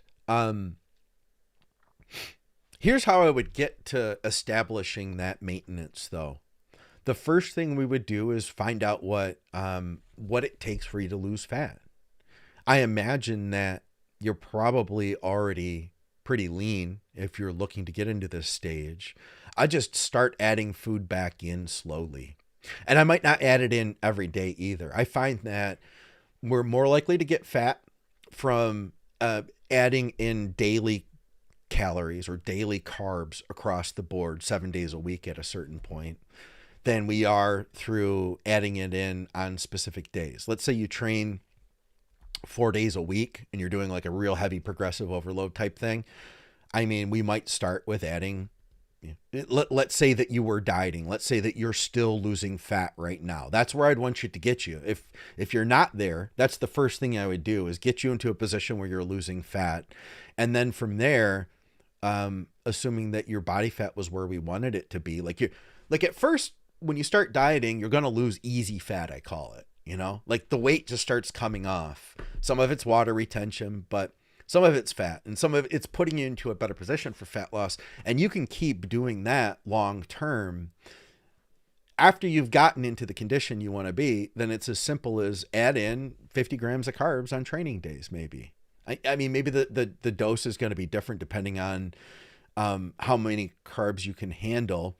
But let's say you're eating 200 carbs right now, and you're getting leaner, the scale's going down, and we want to arrest that. We want to try to now stabilize. I would start with 50 grams of carbs on training days. It's simple as that. And then I would see what happens. See, have we arrested the scale from dropping? Are you now stabilized?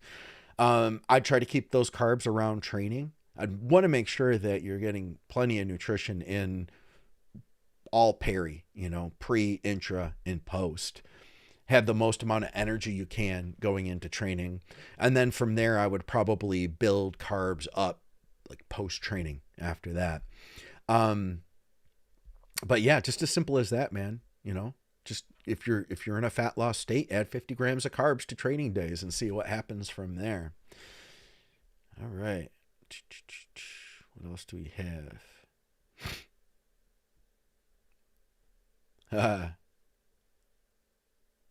I know what this is in reference to. Bill's getting ready to do his first show. You are not as big as you think you are. Yeah, so Bill got up to like 300 pounds this off season, and we started dieting him down, and now he's like 225.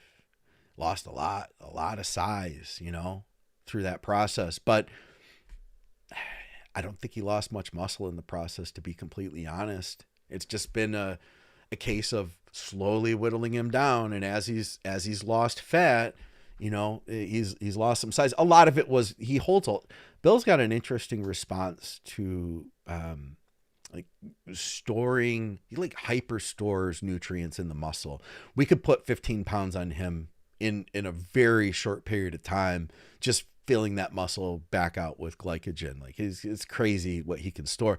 But what I'm finding is, though, on stage, for stage look, he doesn't look hard enough when we do that. So, we got to keep him that hard and grainy look. And to do that, he's around that 225 mark. So yeah, I'll tell you what, if you guys haven't competed before, we're never as big as we think we are by the time we get to the show. But then you find out you don't need to be the biggest guy to be successful at a bodybuilding show. You just have to be the best shape, and, have good presentation helps a lot too. Yeah.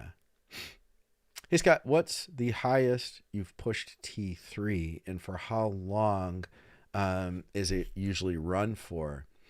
So, I mean, the two different questions there, because the highest that I've run in was 2005 maybe, and I would not do that again. The information I got was from the message boards that you could run it up to 100 micrograms, and so I completely just slowly moved it up to that 100, and I definitely lost a lot of fat in the process.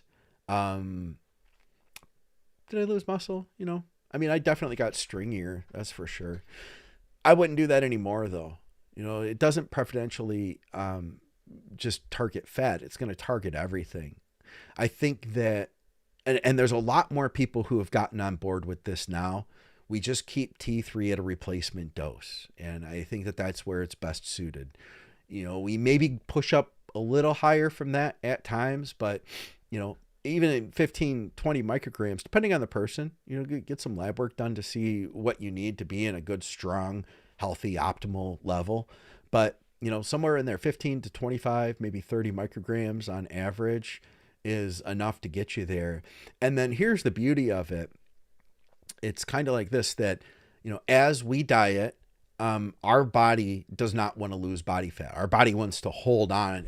Our body it's like it just wants everything to stay the same. It doesn't want shit to change, So it'll do what it can to help maintain where you're at, including lower your thyroid output. So what ends up happening is then we can counteract that by trying to work in, higher carb days, load days, stuff like that, reducing stress. But I think ultimately though, we're best suited for just, keeping things stable and at a good, healthy, humming along level, so that when you do reduce the calories, we know that your T3 level is just going to straight across. It's not being affected by that. So we're no longer, constrained to like the dynamics of your body, right? Like we can overcome your body's attempt to find that homeostasis by just keeping that thyroid level moving along. And then we don't have to depend on natural production anymore. So that's where I think the beauty of T3 can come in. Yeah, Bill said, you find that out quick when you get lean, that you're not as big as you think you are. And that's the thing though, too, like, until you compete, then you realize like you don't have to be the biggest guy. And I know we all mostly talk about the really big guys here, right? Because that's like the pro level of bodybuilding. But get involved at the local level, you'll see some middleweights that are just freaking tearing it up. Guys that literally, middleweight is 176 pounds. Go see some middleweights at the national level. These guys that are literally like 175 pounds, just crazy looking. There's some of these guys are nuts. Their biceps might be 15 inches, but that bicep next to a tiny waist, the bicep, it looks like it's 6 inches across, but then the waist looks like it's 3 inches across. There's a huge illusion. You don't have to be massive to win a show. You really don't. So you figure it out. You figure it out after you get to your first contest. Are we seeing GH Raws from overseas being affected similarly to other Raws with the crackdowns and shutdowns? So far, I have not. I've still seen GH not being an issue. But you guys tell me. It might just be the sources I'm familiar with. Excited for you, Scott. You have good advisors around you. Keep up the great work. You actually post more content than I can keep up with nowadays. Oh, thanks, man. What else do we have here? Anything else? I'm gonna have to hit it. Otherwise, oral BPC for diverticulitis. I haven't used it for this in particular, but I have found though with like guys with digestive issues, I've seen them have benefits with it. It's not something that I would say like, oh, this is something I specialize in. But I would definitely say to give it a go. You know what? If Parabolic's still with us, he would definitely be the man to ask. And you can ask him questions too anytime you guys want. Great show. 55 years old, started bodybuilding diet lifestyle in 2021. Was 307 pounds when I started. Now at 190. Do you think it is possible to put on new tissue at my age? Keith, Absolutely, man. Yeah. Yeah. Especially if you're, if you're at least on TRT, or maybe even if not. I don't even know if we necessarily need high test to grow muscle. I've seen people who have low test that are doing just fine. I've seen guys that are like, hey, I never knew that my test was low, but I never had any libido issues and I'm building muscle, so it's never been a problem. I don't want to use that stuff. Okay, fine. I'd say that, yeah, but yeah, the key is that you got to be careful. And you're working against the clock now. It's around that mid-30 age that our bodies start to break down, and then it's just a slow decline over time. But I do believe that bodybuilding is the opposite of that. It's the fountain of youth. We can hold on to as much muscle as possible through exercising it, and you can build in the process, especially with PEDs. The weekly episodes you've been doing with Scott Stevenson are my absolute favorite. Thank you for imparting such priceless knowledge. Thank you. So, Kevin, I'll tell you, not everybody's a huge fan of Muscle Minds with Scott Stevenson. It's just because he goes super deep on stuff. And I get it. I get lost too sometimes. But he always kind of brings it around. And I always listen to the shows twice because I edit them, right? So I listen as he's talking, and then I listen as I'm editing. Sometimes I listen to it a third time, getting the timestamps later. But yeah, you don't have to understand everything completely in order to learn from that show. I have learned so much about training. In fact, I would say that I've learned more about training from Scott Stevenson than I have anybody else in the last 5 years. That he is an incredible wealth of knowledge in really all things bodybuilding, but especially training. It really is cool. It's just there's so many levels to it, especially now that we're looking at recovery. What should I know about NPP before going in? Thank you for doing this. You're the man. Keep it up. What should you know? Well, 19 Nor, right? It's like the faster acting form of DECA, but it's not super fast acting by any means. I would say that you guys tell me, you ever do like two time a week shots with NPP? I never have, but I think you could almost get away with that. I've done generally every other day or 3 times a week with it. I found that to be okay. I do feel like maybe it's because it kicks in faster, but I do feel like more of like a punch from NPP than I do from DECA. I also don't get the same side effects. I imagine that may have something to do with the amount that I'm using. I've always found that a lower dose of NPP tends to give me a good pop. Versus like DECA, you could run higher. It's easier to run a higher dose of DECA. Concentration is usually higher per milliliter. Yeah. Whoa. I lost 30 pounds on DNP in a month. Clen never worked at all for me. It definitely isn't trash. Maybe the DNP you bought was trash. Somebody else said DNP is trash. Yeah, it definitely works, man. You got to be careful with it though. There's no way to shut off that the effects. So if you take too much, you literally cook yourself from the inside out. So you got to be real careful with it. It's one of the few things that truly is dangerous in our sport. Do you find that your approach to supplements and workouts has changed as you've become a more mature bodybuilder? Things that work for 20-somethings that don't work for 40-somethings. Yeah, man.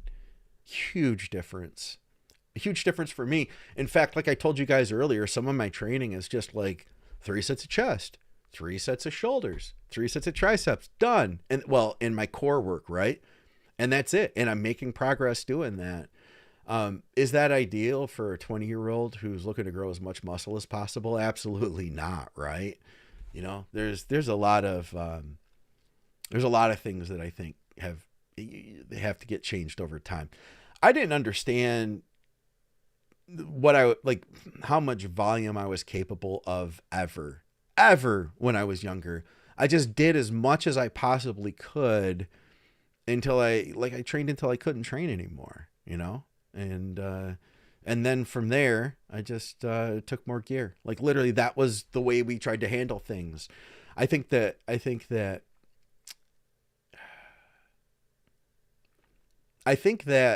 you can get away with a lot more mistakes when you're younger and still make progress. Because I still was able to make progress. You know, I never was a huge bodybuilder, but like if you compare yourself, if you're a competitive light heavyweight, meaning you're holding close to 200 pounds of lean muscle, meaning that that's without any body fat at all, you're probably in some of the best shape out of, like, you're in a high percentile of your state. Like everybody in your state, you get everybody's composition together, you're probably in like the top 1%, right?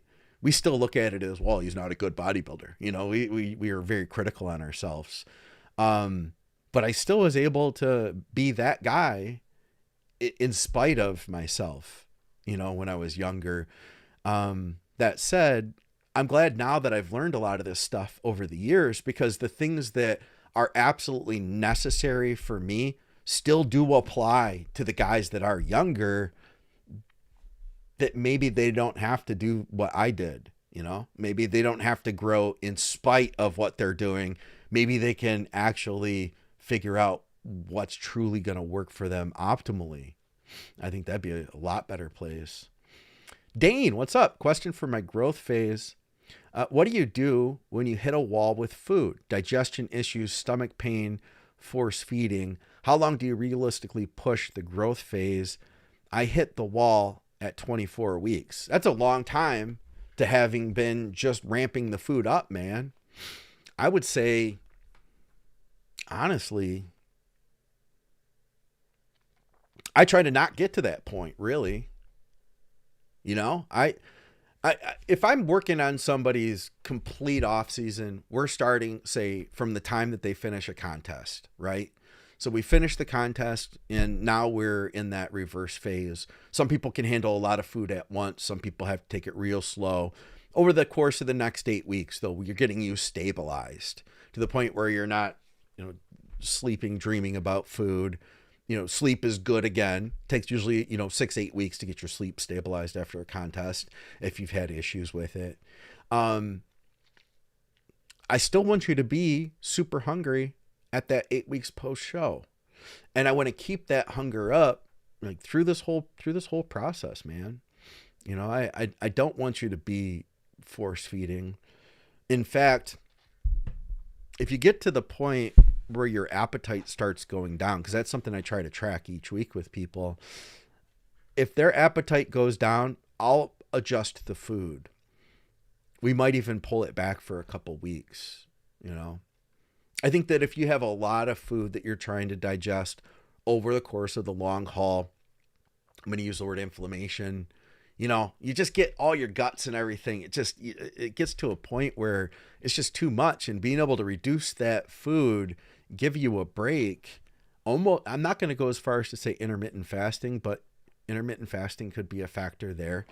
Just spending a couple weeks though, just getting your digestion back on track and building the hunger back up. That's what I want.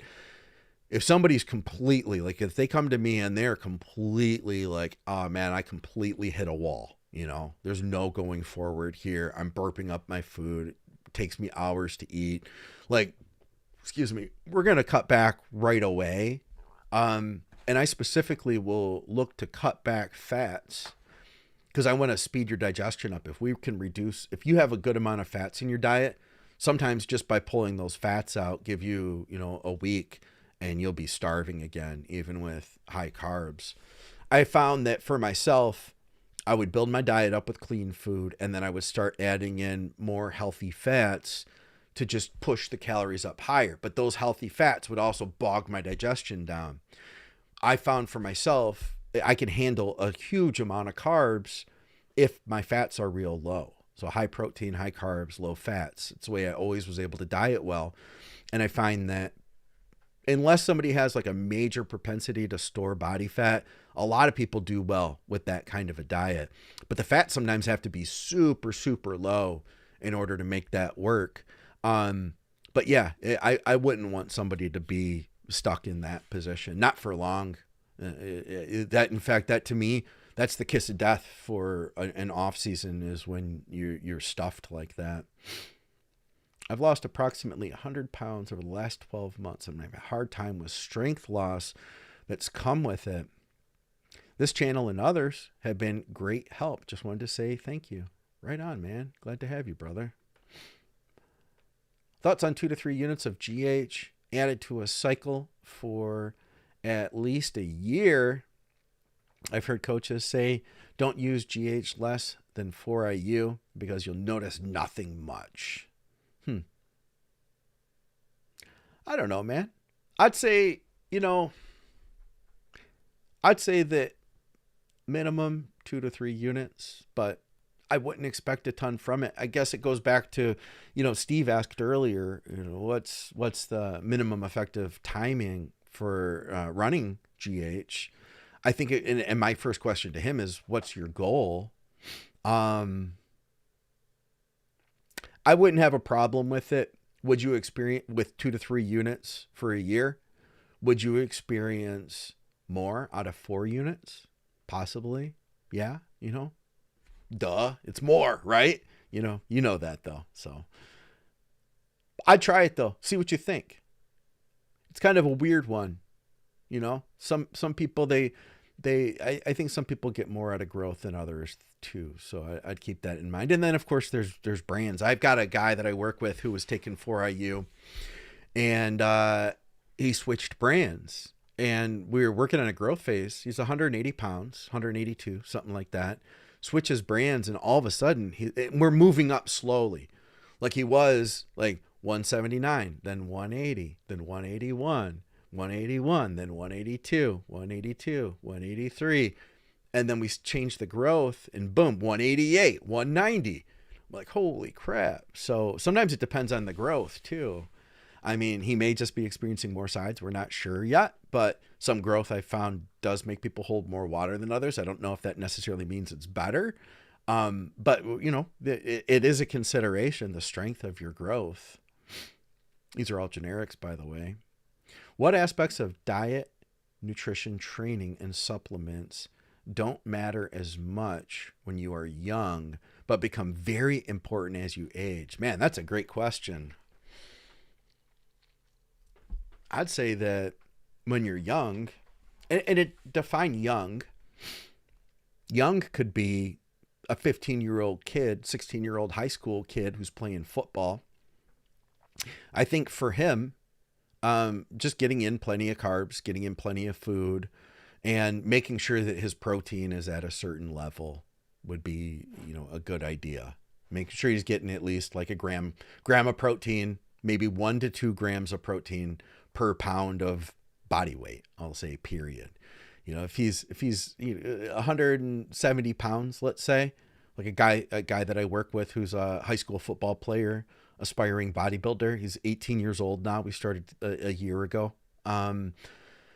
He's probably eating 230 grams of protein. He's a special case. He's eating a very strict diet, but I don't expect all kids to do that. I'd say the first thing though is just protein. And that's really, that's going to be important all the way through.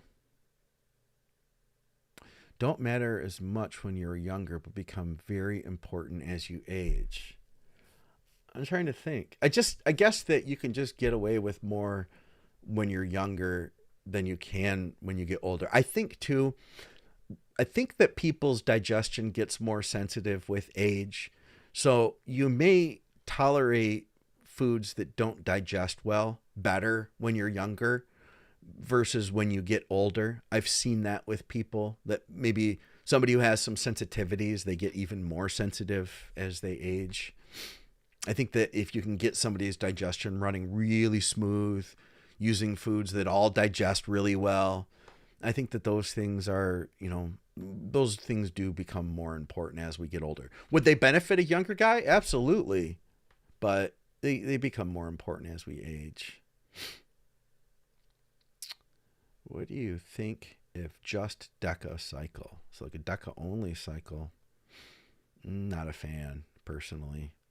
Would you prefer 800 test 700 EQ or 800 test 700 EQ? Wait. For lean bulk cycle. 800 test with 700 EQ or 800 test with 700 EQ. I am so lost here. I had to read that twice. Either. Yeah. Okay. I'm not going crazy, right? That's what he said, guys. 800 test, 700 EQ, or 800 test, 700 EQ. Yeah, I don't know, man. Pick one.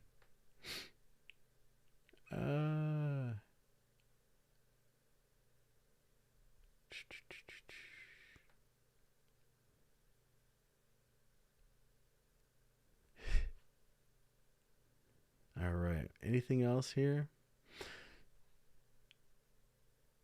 Okay. Yeah. How about this one?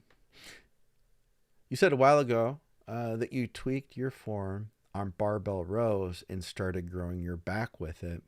Do you plan to do a tutorial video on that anytime soon? I have a series of tutorial videos that I have just shared with my clients. I don't know if I have any that I can share with you guys. Let me see here. Let me see if I can find something. Give me just a second here. It's been a big, it was a huge game changer for me figuring out my back training. And that's when I really realized too that, let's see, there we go. That's when I realized too that back, it isn't just genetics. It really comes down to, maybe it's genetics, but yeah, I can't find it offhand. You know what though? I'll drop a link in later. Let's see here. Yeah, it's not letting me sign in at the moment. Let's see if this works. Yeah, I do have a couple videos though, and I haven't posted any of that stuff in a while. Okay, yeah, I can't get into my account right now. Anyway, that's something I could definitely circle back around to. What else do we have here? I think it really comes down to a couple factors. The direction of your elbows is huge. Full range of motion is huge. For me, it wasn't just the barbell row. It would be a combination of my rowing technique and my pull down technique. I found that I always kind of stopped shy of a full stretch. That was a big factor. That was a big mistake I made. If your arm still is bent, if you get up to the top of the pull down and your arm is still like this, you're holding tension in that bicep, and ultimately I want to be able to activate the target muscle first in a compound movement. If I'm constantly holding tension like isometrically through that whole set that the bicep never relaxes, I feel like a lot of times the bicep is going to fail before the back does. So I want to make sure that I can activate the target muscle first. So that requires what I call the hanging from a bridge stretch. I want to be able to completely just dangle from a bridge stretch. Arm is completely straight. And then when I pull down, I used to pull down out to here. You see a lot of people, they pull down like this, right? They pull down like this. I found that I wanted to track my elbows in front of me. So I pull down like this. And I get that all the way down. Boom. And then down here, I'm really able to squeeze that frickin' lower lat. You know what I'm talking about? I can feel that right now. It's a good feeling. So I found that was absolutely critical. Then I found full stretch on the dumbbell row. Let that scapula protract. I think a lot of times because we try to handle a weight that's too heavy for us, there might be a little bit bend in that arm. You're kind of muscling it. So you lower that weight down and then you pull it back up. You lower that weight down, you pull it back up. I want to be able to protract that scapula. And I'm not talking about just twisting your whole body. I'm talking about just boom. That's a full stretch for a lat, right? And then because I wanted to really target that lower lat, I'm going to keep that elbow in real tight, like right here. pull that all the way in. And another cue, I take my thumb and I try to touch it to my hip bone, right? Every time I come up, that way I know I'm getting that full range of motion, keeping that elbow in real tight. You know, that to me was the critical factors to growing my back immensely. Like, it was a game changer. 6 months later, it was like, crap, why didn't I discover this sooner? And I've since seen a lot of people make good progress following that stuff. Hey, we got another super chat here. Doug Myers, thank you very much, man. Says, thank you for all you do to help us reach our goals. It's my pleasure, man. I'm too tall for a full stretch on some lat pull downs. Yes, I've seen guys like you, man. Yeah, Doug Myers there. I helped him. We worked together for a number of years, and I'm helping his son now, who's doing absolutely incredible. He's making some really good progress. But yeah, being too tall. So I've seen one of the big mistakes I've seen, and this is like, especially during the lockdowns, and then after that, a lot of people started training from home, and I'm the pull downs, the home machines are a lot shorter. I've had guys, like I had a former professional basketball player who's turned bodybuilder training at my house. Dude is incredible, by the way, like natural athlete, beautiful muscle bellies, super tall guy. He sits down in my pull down machine and his arms go up and he's at the top. Like he just had too much wingspan for my machine. And then I see guys that would buy the prime handles, and that prime handle is a whole contraption on top of a contraption connected by, you lose another 8 inches of stretch. So in a lot of cases, you have to, with home machines, I've seen people be limited, especially. What I would suggest is that if you do find that you are super tall, the best handle to use is the straight traditional bar, because once you put any other handle on there, you're extending the length of that, the cable down. You want that cable to be as short as possible. So like the traditional pull down straight bar, that's as close to being at the full range as you can get. Unfortunately for a guy like you, I think you're going to have to find another machine in order to get that full range of motion. I've seen that happen, but most commercial gyms, I think, will be able to handle you. When it comes to the back, watch Samir Bannout workout. I bet, man.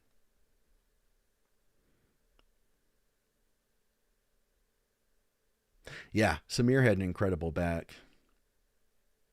Should I be concerned that I hold about 15 pounds of fluid when I run 5 IU of generic GH?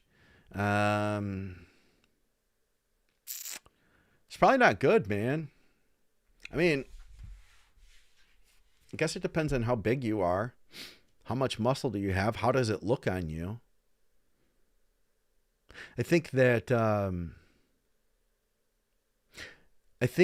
I don't know. There's a lot of questions I have. Did you immediately start just straight into 5 IU and you gain this much water weight? Or did you start lower and slowly build it up? I have seen people have issues. Progesterone levels can go high. Prolactin levels can go high.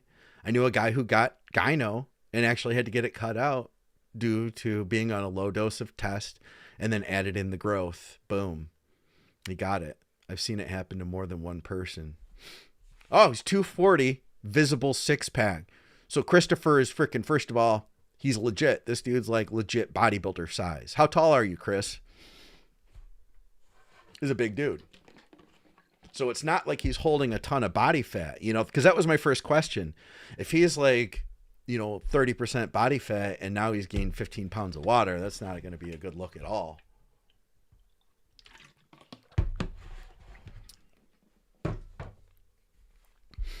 Was running 3 IU for a while during a growth phase, no gyno. So it sounds like he went up to the 5 from 3. man, I guess it depends on how it looks on you. And what's it? He's 5'11", so a little bit taller, but a very big dude. You know, he got visible abs at 240 at 5'11". He's got a lot of muscle on him.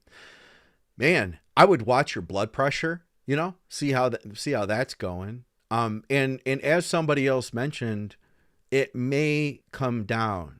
Carlo said your body will stabilize after 3 to 4 weeks and you will lose the water. That is the case with me when I started GH. Yeah, it's possible, man. He may start coming back down water weight after he gets used to it, or maybe not, but you could find out for yourself.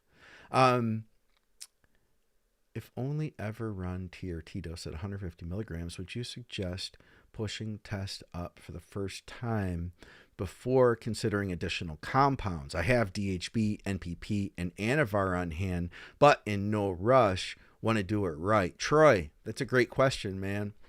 I would say if you're at 150 test, doing well with that, I would first probably increase the test on its own and see what you get out of it.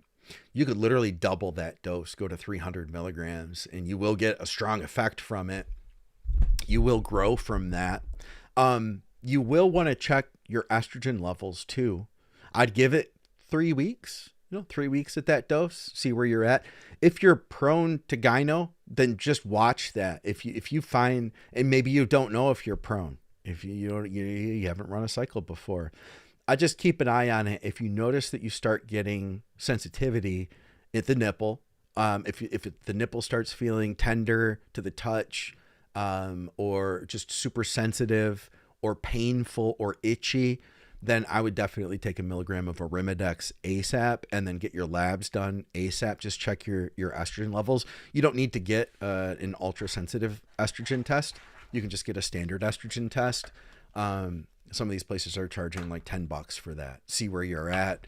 And then from there, you may need a low dose AI. But I mean, realistically, you should be able to, a lot of people would be able to get away with 300 tests without an AI. If you're holding a lot of water from it, you could add a little bit of an AI too. But I'd just start there, man. I think you could gain an incredible amount of muscle off of just doubling that dose. Let's see. I'm on 15. I use a generic HGH. Huh. That has mannitol in it, which is a diuretic. It literally flattens me out. Never heard of that before. Huh. And Christopher said that his blood pressure is going good. So, yeah, man. I mean, I'd have to see you too. Like, how does that 15 pounds of water look on you? How is the supply situation? Is all still scarce? I mean, I haven't heard any updates for the good.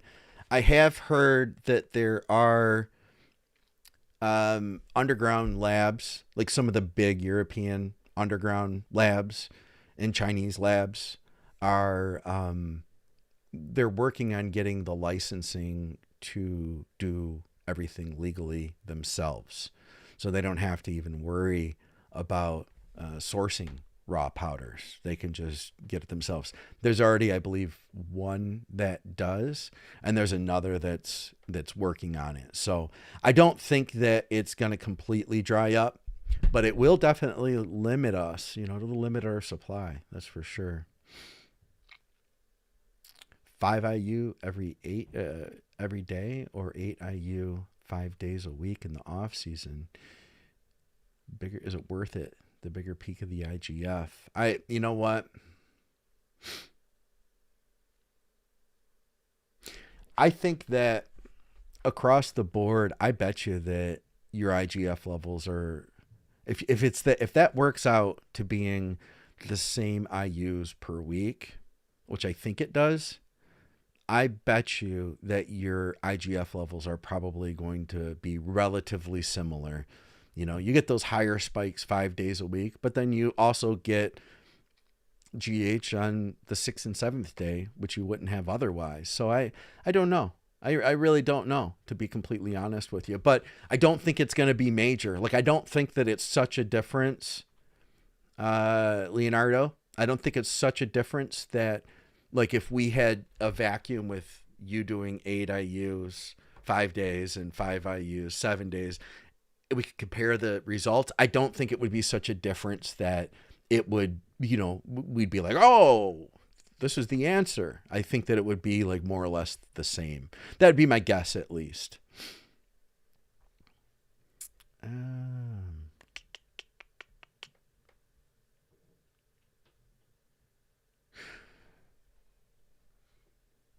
Was wondering the same about IGF. If you had to run one over the other, HGH or IGF, which would you prefer and why? Okay, so, we talked about this when we had the Gorilla Chemist on. So when we take GH, obviously we're getting growth hormone, but then through basically like a cascade of hormones, we end up with IGF increase.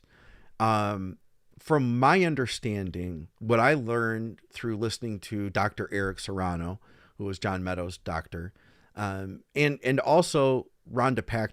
Rhonda Patrick, my understanding is that there is a series of checks and balances that we get from growth hormone that doesn't allow IGF to go unfettered at growing cells. That basically, IGF will what IGF wants to do that we don't want it to do is it will continue to grow a mutated cell.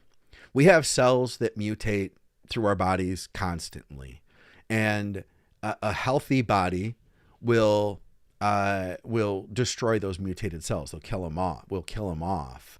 IGF, on the other hand, may strengthen those mutating cells so that they don't die, that they continue to grow. And if that happens, that's cancer. Mutated cells that continue to grow are cancer. We don't want that.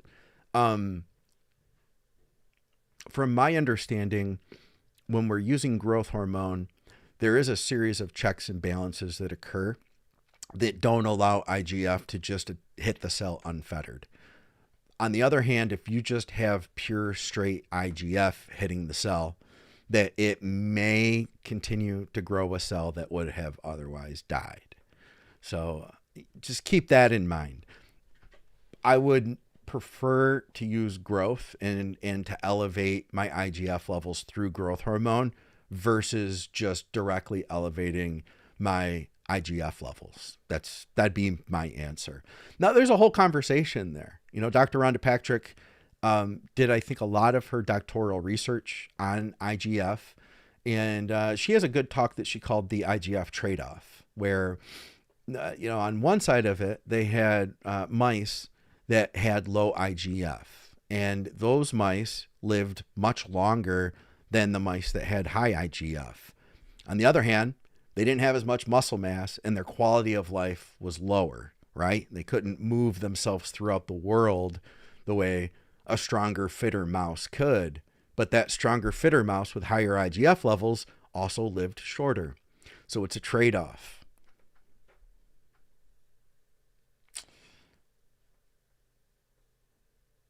Just out of topic question, LOL. Do you have any kids? I bet you would be, that would be cool to have a dad into bodybuilding and roids. Wish my dad was interested in this whole thing. No, I have no children. We've got a puppy. Well, she's not a puppy anymore. She's like 8, but she's still a puppy to us. My dad he wasn't directly into bodybuilding, but my mom and dad both lifted. And my mom actually had a good back on her. And they were friends with people that were into bodybuilding. This was back in the 80s. So I was raised around the gym and gym culture. It was different back then. It was a different time. But yeah, their friends encouraged my mom to compete, and she never wanted to. But yeah, and I do know people who do use gear that have kids. And I think that's the best way. If a kid's going to get into that stuff, it's good to have some direction versus most of us, I think, came into it learning online or learning from our friends. Do you think metformin became obsolete? Yeah. So, with Reta coming in, I think that our need for glucose disposal agents like metformin is a lot lower, right? Nowadays, I never really cared for metformin in general. I was more of, or still am, more of a fan of berberine. I don't think that we need it nearly as much, though. We can get around it. IGF-1 LR3 is way cheaper than GH. He names some prices. I've seen prices cheaper than that, Justin. But, regardless, what are you getting out of, a milligram of IGF-LR3? And I don't know how effective LR3 is, honestly, compared to, say, like Increlex. I really don't know. I did talk to a pro who did some very expensive experimentation with Increlex. He said that he felt like he got incredible pumps from it, like incredible hardness, fullness of the muscle from straight Increlex. Was it worth it? He said he didn't think so.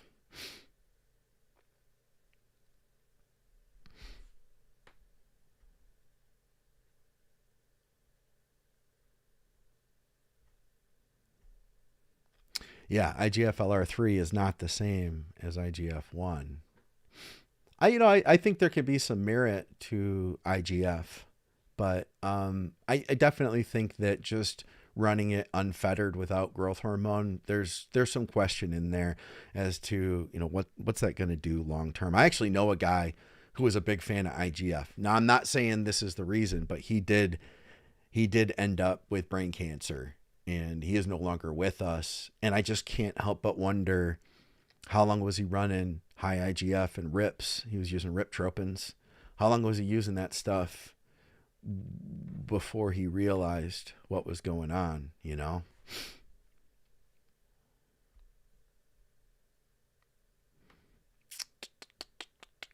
Just turned 50 and struggling to drop the weight. Derek, what's up, man? Yeah, I'd say that first step is just get on the treadmill, man. Just get that cardio going. Don't be afraid. Start with 30 minutes a day, 5 days a week. Take it from there. I started cardio toward the beginning of January, middle of January, and fell back in love with it. I love the way I feel after getting, 30 minutes, 45 minutes in, getting a good sweat going. It feels so satisfying. It's making me healthier. Cardio is going to help you to improve your insulin sensitivity directly. It's going to help you to better burn fat all throughout the rest of the day too. It's a no-brainer. Get on the cardio. You will build better. You'll digest better. You'll handle more food. You'll process the food and use it where put it where you want it.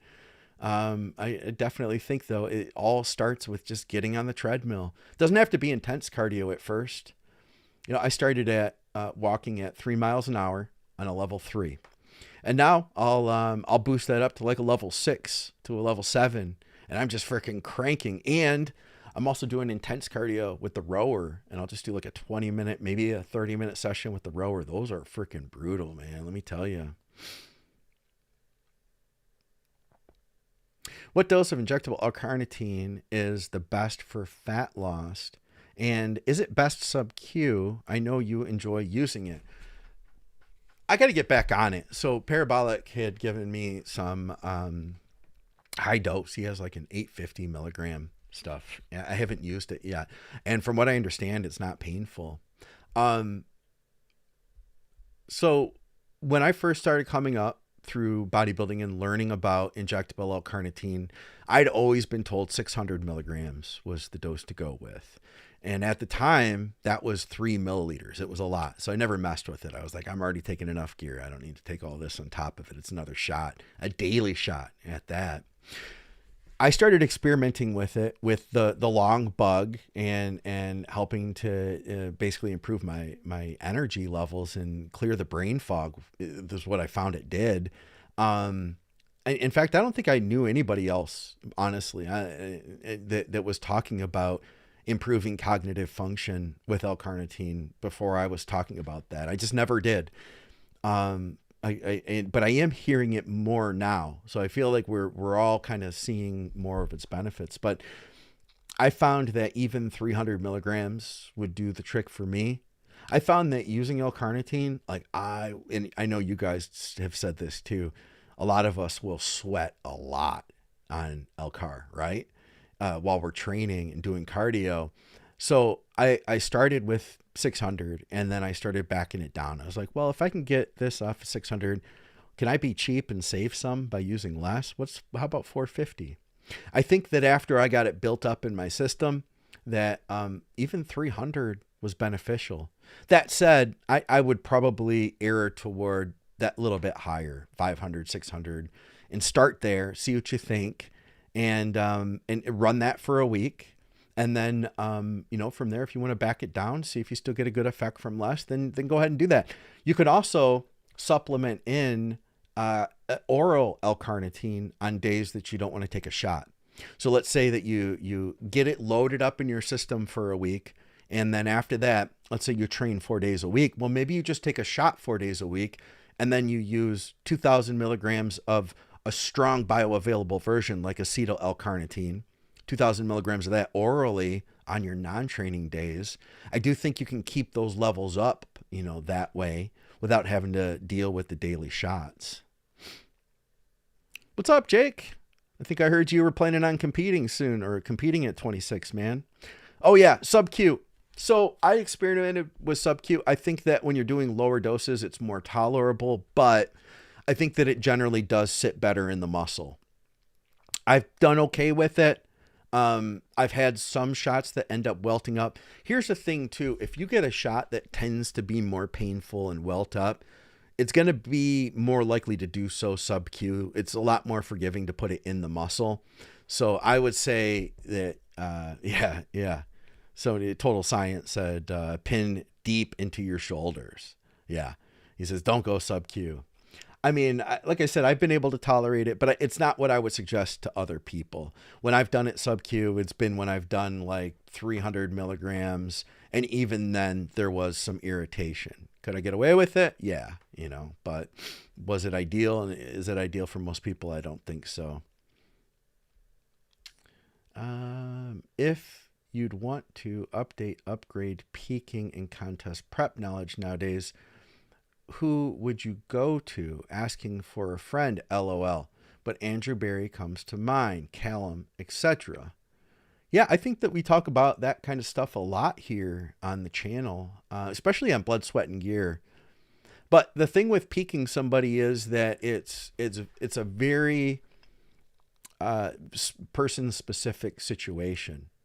One guy, he may already have his food built back up.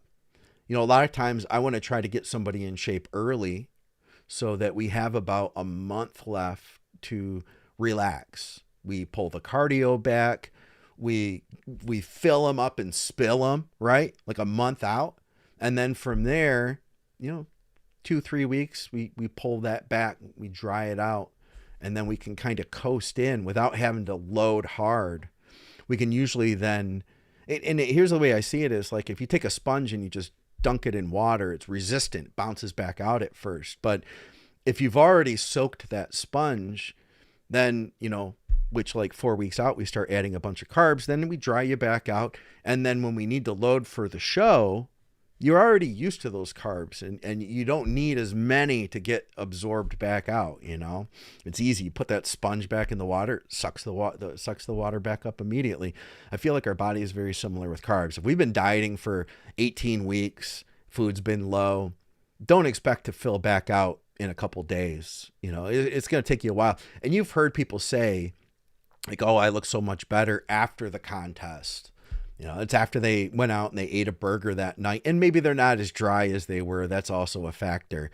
But the muscle gets its most volumized after you start adding more food back in for a little while. It can be a week after the show that somebody's really fully volumized.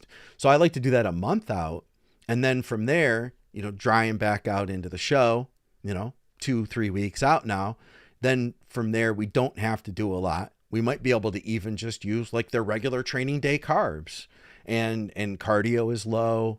You know, it's, and if they're absolutely peeled, a lot of times we don't need to do a lot with water. Sometimes just bumping the water up makes a difference, but then other times it doesn't. Sometimes you still need diuretics. So, you know, I like to practice with diuretics ahead of time, try to use as little as possible, see what kind of effect you get. You can experiment with all these things if you're in shape early. That's the critical factor. You got to be in shape early. Worst case scenario, man, is that you haven't had time to test any of this stuff, and now it's time for the show, and everything banks on getting it right. Like, I would much rather have the time to know. And you put all the work into this thing, right? You want to have some level of confidence knowing what you're going to get versus just dogma to say that we add carbs and you look fuller, and then we cut water and you look drier. You know, like, let's see, do we really need to do all that stuff? Sometimes you don't. I talked about the DHB earlier. Arms bruh says, one question I have, which is a good one we never talked about. What situation do you use Test Probe? I can't find anyone that talks about using it in a cycle. Well, I think that Skip and Andrew both talked about switching to Test Probe as they got closer to shows. Skip also is a fan of combining Test Probe with Test Sip or Test E during just a standard cycle. I'm not as big of a fan of Test Probe. I found that we don't need to switch to Probe to get you dry. It doesn't need to happen. But we do have to control estrogen. So there is that. Overall, I think it's an outdated notion that you have to go to fast acting esters leading into a contest. Yeah, I really do. Maybe that's why you don't hear as much about it. Also, people tend to dose stuff higher nowadays, right? And if you're only getting 100 milligrams per milliliter, it's a lot more logistics. Hey, Scott, I'm from Patreon. Congrats on the comeback. You look incredible. Any tips for tingling hands on higher doses of GH other than lowering the dose? What's up, Kyle? Glad to have you here, man. Thanks for your support over on Patreon. And by the way, I'm going to probably wrap up soon, but I do want to say, for anybody who's still hanging with me, if you haven't hit the like button, please do, because that's one way that you can, for free, absolutely free, help me out. It'll help other people to see the programming. And, you know, I love doing this stuff and love hanging out with you guys. So thank you guys very much for that. And thank you for all the comments too. So Kyle's question, man, I wish I had a better answer for you. I think sometimes with more time, you know, we had a guy a little bit ago who was holding 15 pounds of water from his, I think he said 5 IU of GH. With that water, you're probably going to get more pressure on that nerve, creating carpal tunnel. Over time, that water may come off, you know, and if that water comes off, then the falling asleep hand stuff, tingling, it may reduce, or it may not. It may just be that this is part of what you got to deal with growth hormone. I have found that some brands do it for people more than others, including like some generics. Some generics will cause this more than others. The only thing I wish I had a better answer for you, man. I remember like just, oh God, I dealt with some terrible carpal tunnel. Knees too. My knees would get real sore. I remember I accidentally took twice as much GH once. I doubled my shot by accident, and my freaking knees that day were just so sore. Like, it was ridiculous. Iron Wolf, also from Patreon. Thank you. How do you handle peaking someone who has lost a lot of weight and has loose skin on their body? chest, lower abdomen, and lower back. Are there anything you're looking for in particular? That's a tough one, man. So I'll say this, that I think, so when it comes to loose skin, time is your best friend. The longer that you can, now that you're lean, and obviously you're going to peak for the show and then you're going to fill back out, but don't get fat again, okay? And if you stay leaner and you're not putting pressure on that skin, stretching it back out, you're giving it every chance for it to tighten back up, for the elastic, response, to the elasticity of your skin to pull it back in. And it can take a long time. Like, I've seen loose skin improve over the course of years even. Like, it can take a while. I have also seen people tape it. You can use duct tape. And if you can get it down, like pull the skin down under your trunk line and tape it, you can tape it across to pull it flatter. I have worked with people, we've done that before, multiple times actually. So if you can do that and make it look right, that is an option. The actual peaking itself,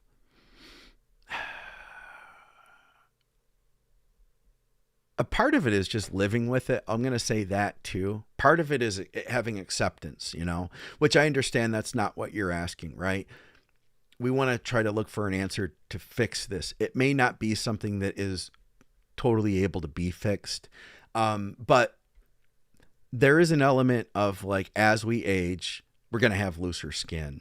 It doesn't mean that you can't still kick ass. And the way I see it is that if you come on stage looking absolutely peeled and shredded, and you look the best you can look, it's a shame that you've got the loose skin, right? But it's not as big of a detail as you think it is. Like it, and I mean, like, socially, like the audience looking at you, they're still appreciating your physique first. And then they'll go, oh yeah, he's got some loose skin. Yeah, he's an older guy, or, oh wow, he must've lost a lot of fat. Is that going to affect your outcome? It possibly could, right? If you had a guy who was just as good as you without loose skin, then maybe they're going to give it to the other guy. But you could still be better than that guy and still win with loose skin. If you're in better shape, you've got more muscle. I found that, here's what I would say. Just like, okay, so here's the conversation we were having before about peaking.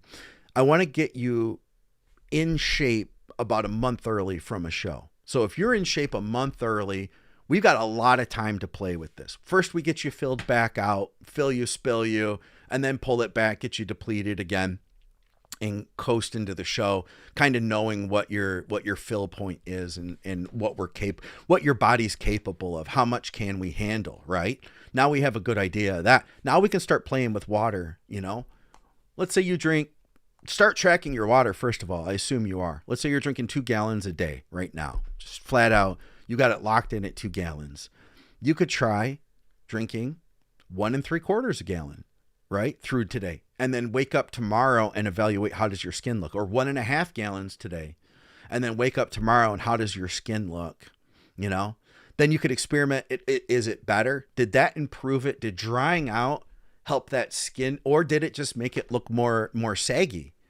How did it affect everything else? It's a balance, because sometimes your skin may look looser, but your muscles all look harder, So there's a balance in there, I think, of actually having to play with it and see. I do find that having fullness is usually going to be to your advantage. The fuller somebody can be, the less of that loose skin they're gonna have, depending, especially like in the chest and stuff. The fuller you can be, the better. But there's that line: don't get so full that it takes away from your conditioning. Just that a flat guy with loose skin is probably going to have more loose skin than the absolutely peeled guy who is also now full. The full guy is probably going to have less loose skin than the flat guy with less skin. I'll put it that way. But experiment and watch, see what happens if I take in less water. What happens if I take a quarter of a diuretic, or half a diuretic? We take a half a, say 12 milligrams of hydrochlorothiazide at 2 hours before bed, keeping water where it is. How do you look the next morning? Or even 6.25 milligrams. Wake up the next morning. How does that look on you? Like, these are all things we can then file away and say, okay, well, he looks better when he's fuller. And then when we dry him out, the skin looks tighter. So let's do both of those things, to a degree, whatever. It's hard to say, because those are the tools I would play with, would be the fullness and the amount of, and how does that affect it, versus how does it affect your overall physique? And then the hydration level, how does that affect the skin? And how does it affect the overall physique? And then find the balance between those two things. And thanks for the support over on Patreon. I appreciate it, man. I have a client that used GHK and it helped a lot with loose skin. But of course, depends on how much of it there is. Yeah, absolutely, man. Check out some GHK. I started using the topical on my face. I'm going to let you guys know how it goes. I don't have any feedback on it yet. It doesn't seem to, there's no overnight success with it, but it's only been maybe 2 weeks that I've been using it. So I'll let you guys know. Thanks for the Great Life podcast. I've learned a lot. I'm a big fan of the channel and the podcast with Dave. I've been in touch with him about the low testosterone results, and he has given me some great advice. Thanks. Right on, Derek. Glad to have you, man. I'll live with the extra loose skin I have from dropping the weight and adding the years. Yeah, man. Can't forget that, right? Like, getting in shape, it's freaking awesome. Like, it looks great, but if you lost so much fat that now you have loose skin, I think you also did add years to your life. There's no question. And ultimately, I think we can get lost in the nuances of optimizing and PEDs and all of that. But ultimately, I think, I want to live as long as I freaking can. I don't want PEDs to take away from that anymore. I don't want to lose sight of that. I think that bodybuilding can be a great tool to help us live the lives we want to live for longer, right? But yeah, just can't get carried away. I forgot about that part when I was younger. I think we all do. All right, I'm going to get out of here, guys. I appreciate you hanging with me. This has been a lot of fun. I should get back here and do another one of these soon. It had been too long. It's hard to find a day. So once again, guys, if you haven't hit the like button before you leave today, please do. Thank you for all your comments. Of course, check out our advertisers for the channel, True Nutrition. I didn't even get into, there's a lot of things I wanted to talk about. I'll have to come back again and do this soon. I wanted to talk about the main ingredient in Mind FK. It's pretty freaking interesting. What is that? Paraxanthine. This stuff is pretty crazy. It gives you the things we want out of caffeine, without the things we don't want out of caffeine. It's kind of a cool supplement. So, and plus, of course, it's got all the other nootropics in there, and taurine and L-tyrosine and alpha GPC and everything else. So it definitely, I think it's a good product. I think it's probably the best pre-workout on the market. So, if you want to pick some up, check it out. Use code Big Ron or Dusty. That doesn't benefit me in any way, but it helps our boys, right? So definitely, you can support Mutant. That supports them, which we keep Ron and Dusty happy. We keep the show rolling, right?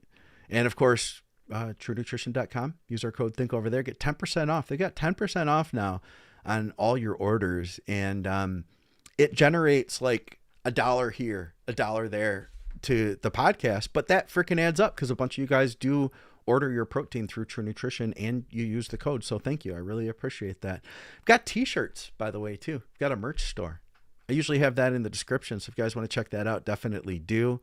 And hit me up for coaching. I'm actually a little bit backlogged at the moment. I have because I take my time setting people up. I usually like a good week to kind of figure out what we're going to do with you. I don't want to just throw a generic cookie cutter plan at you.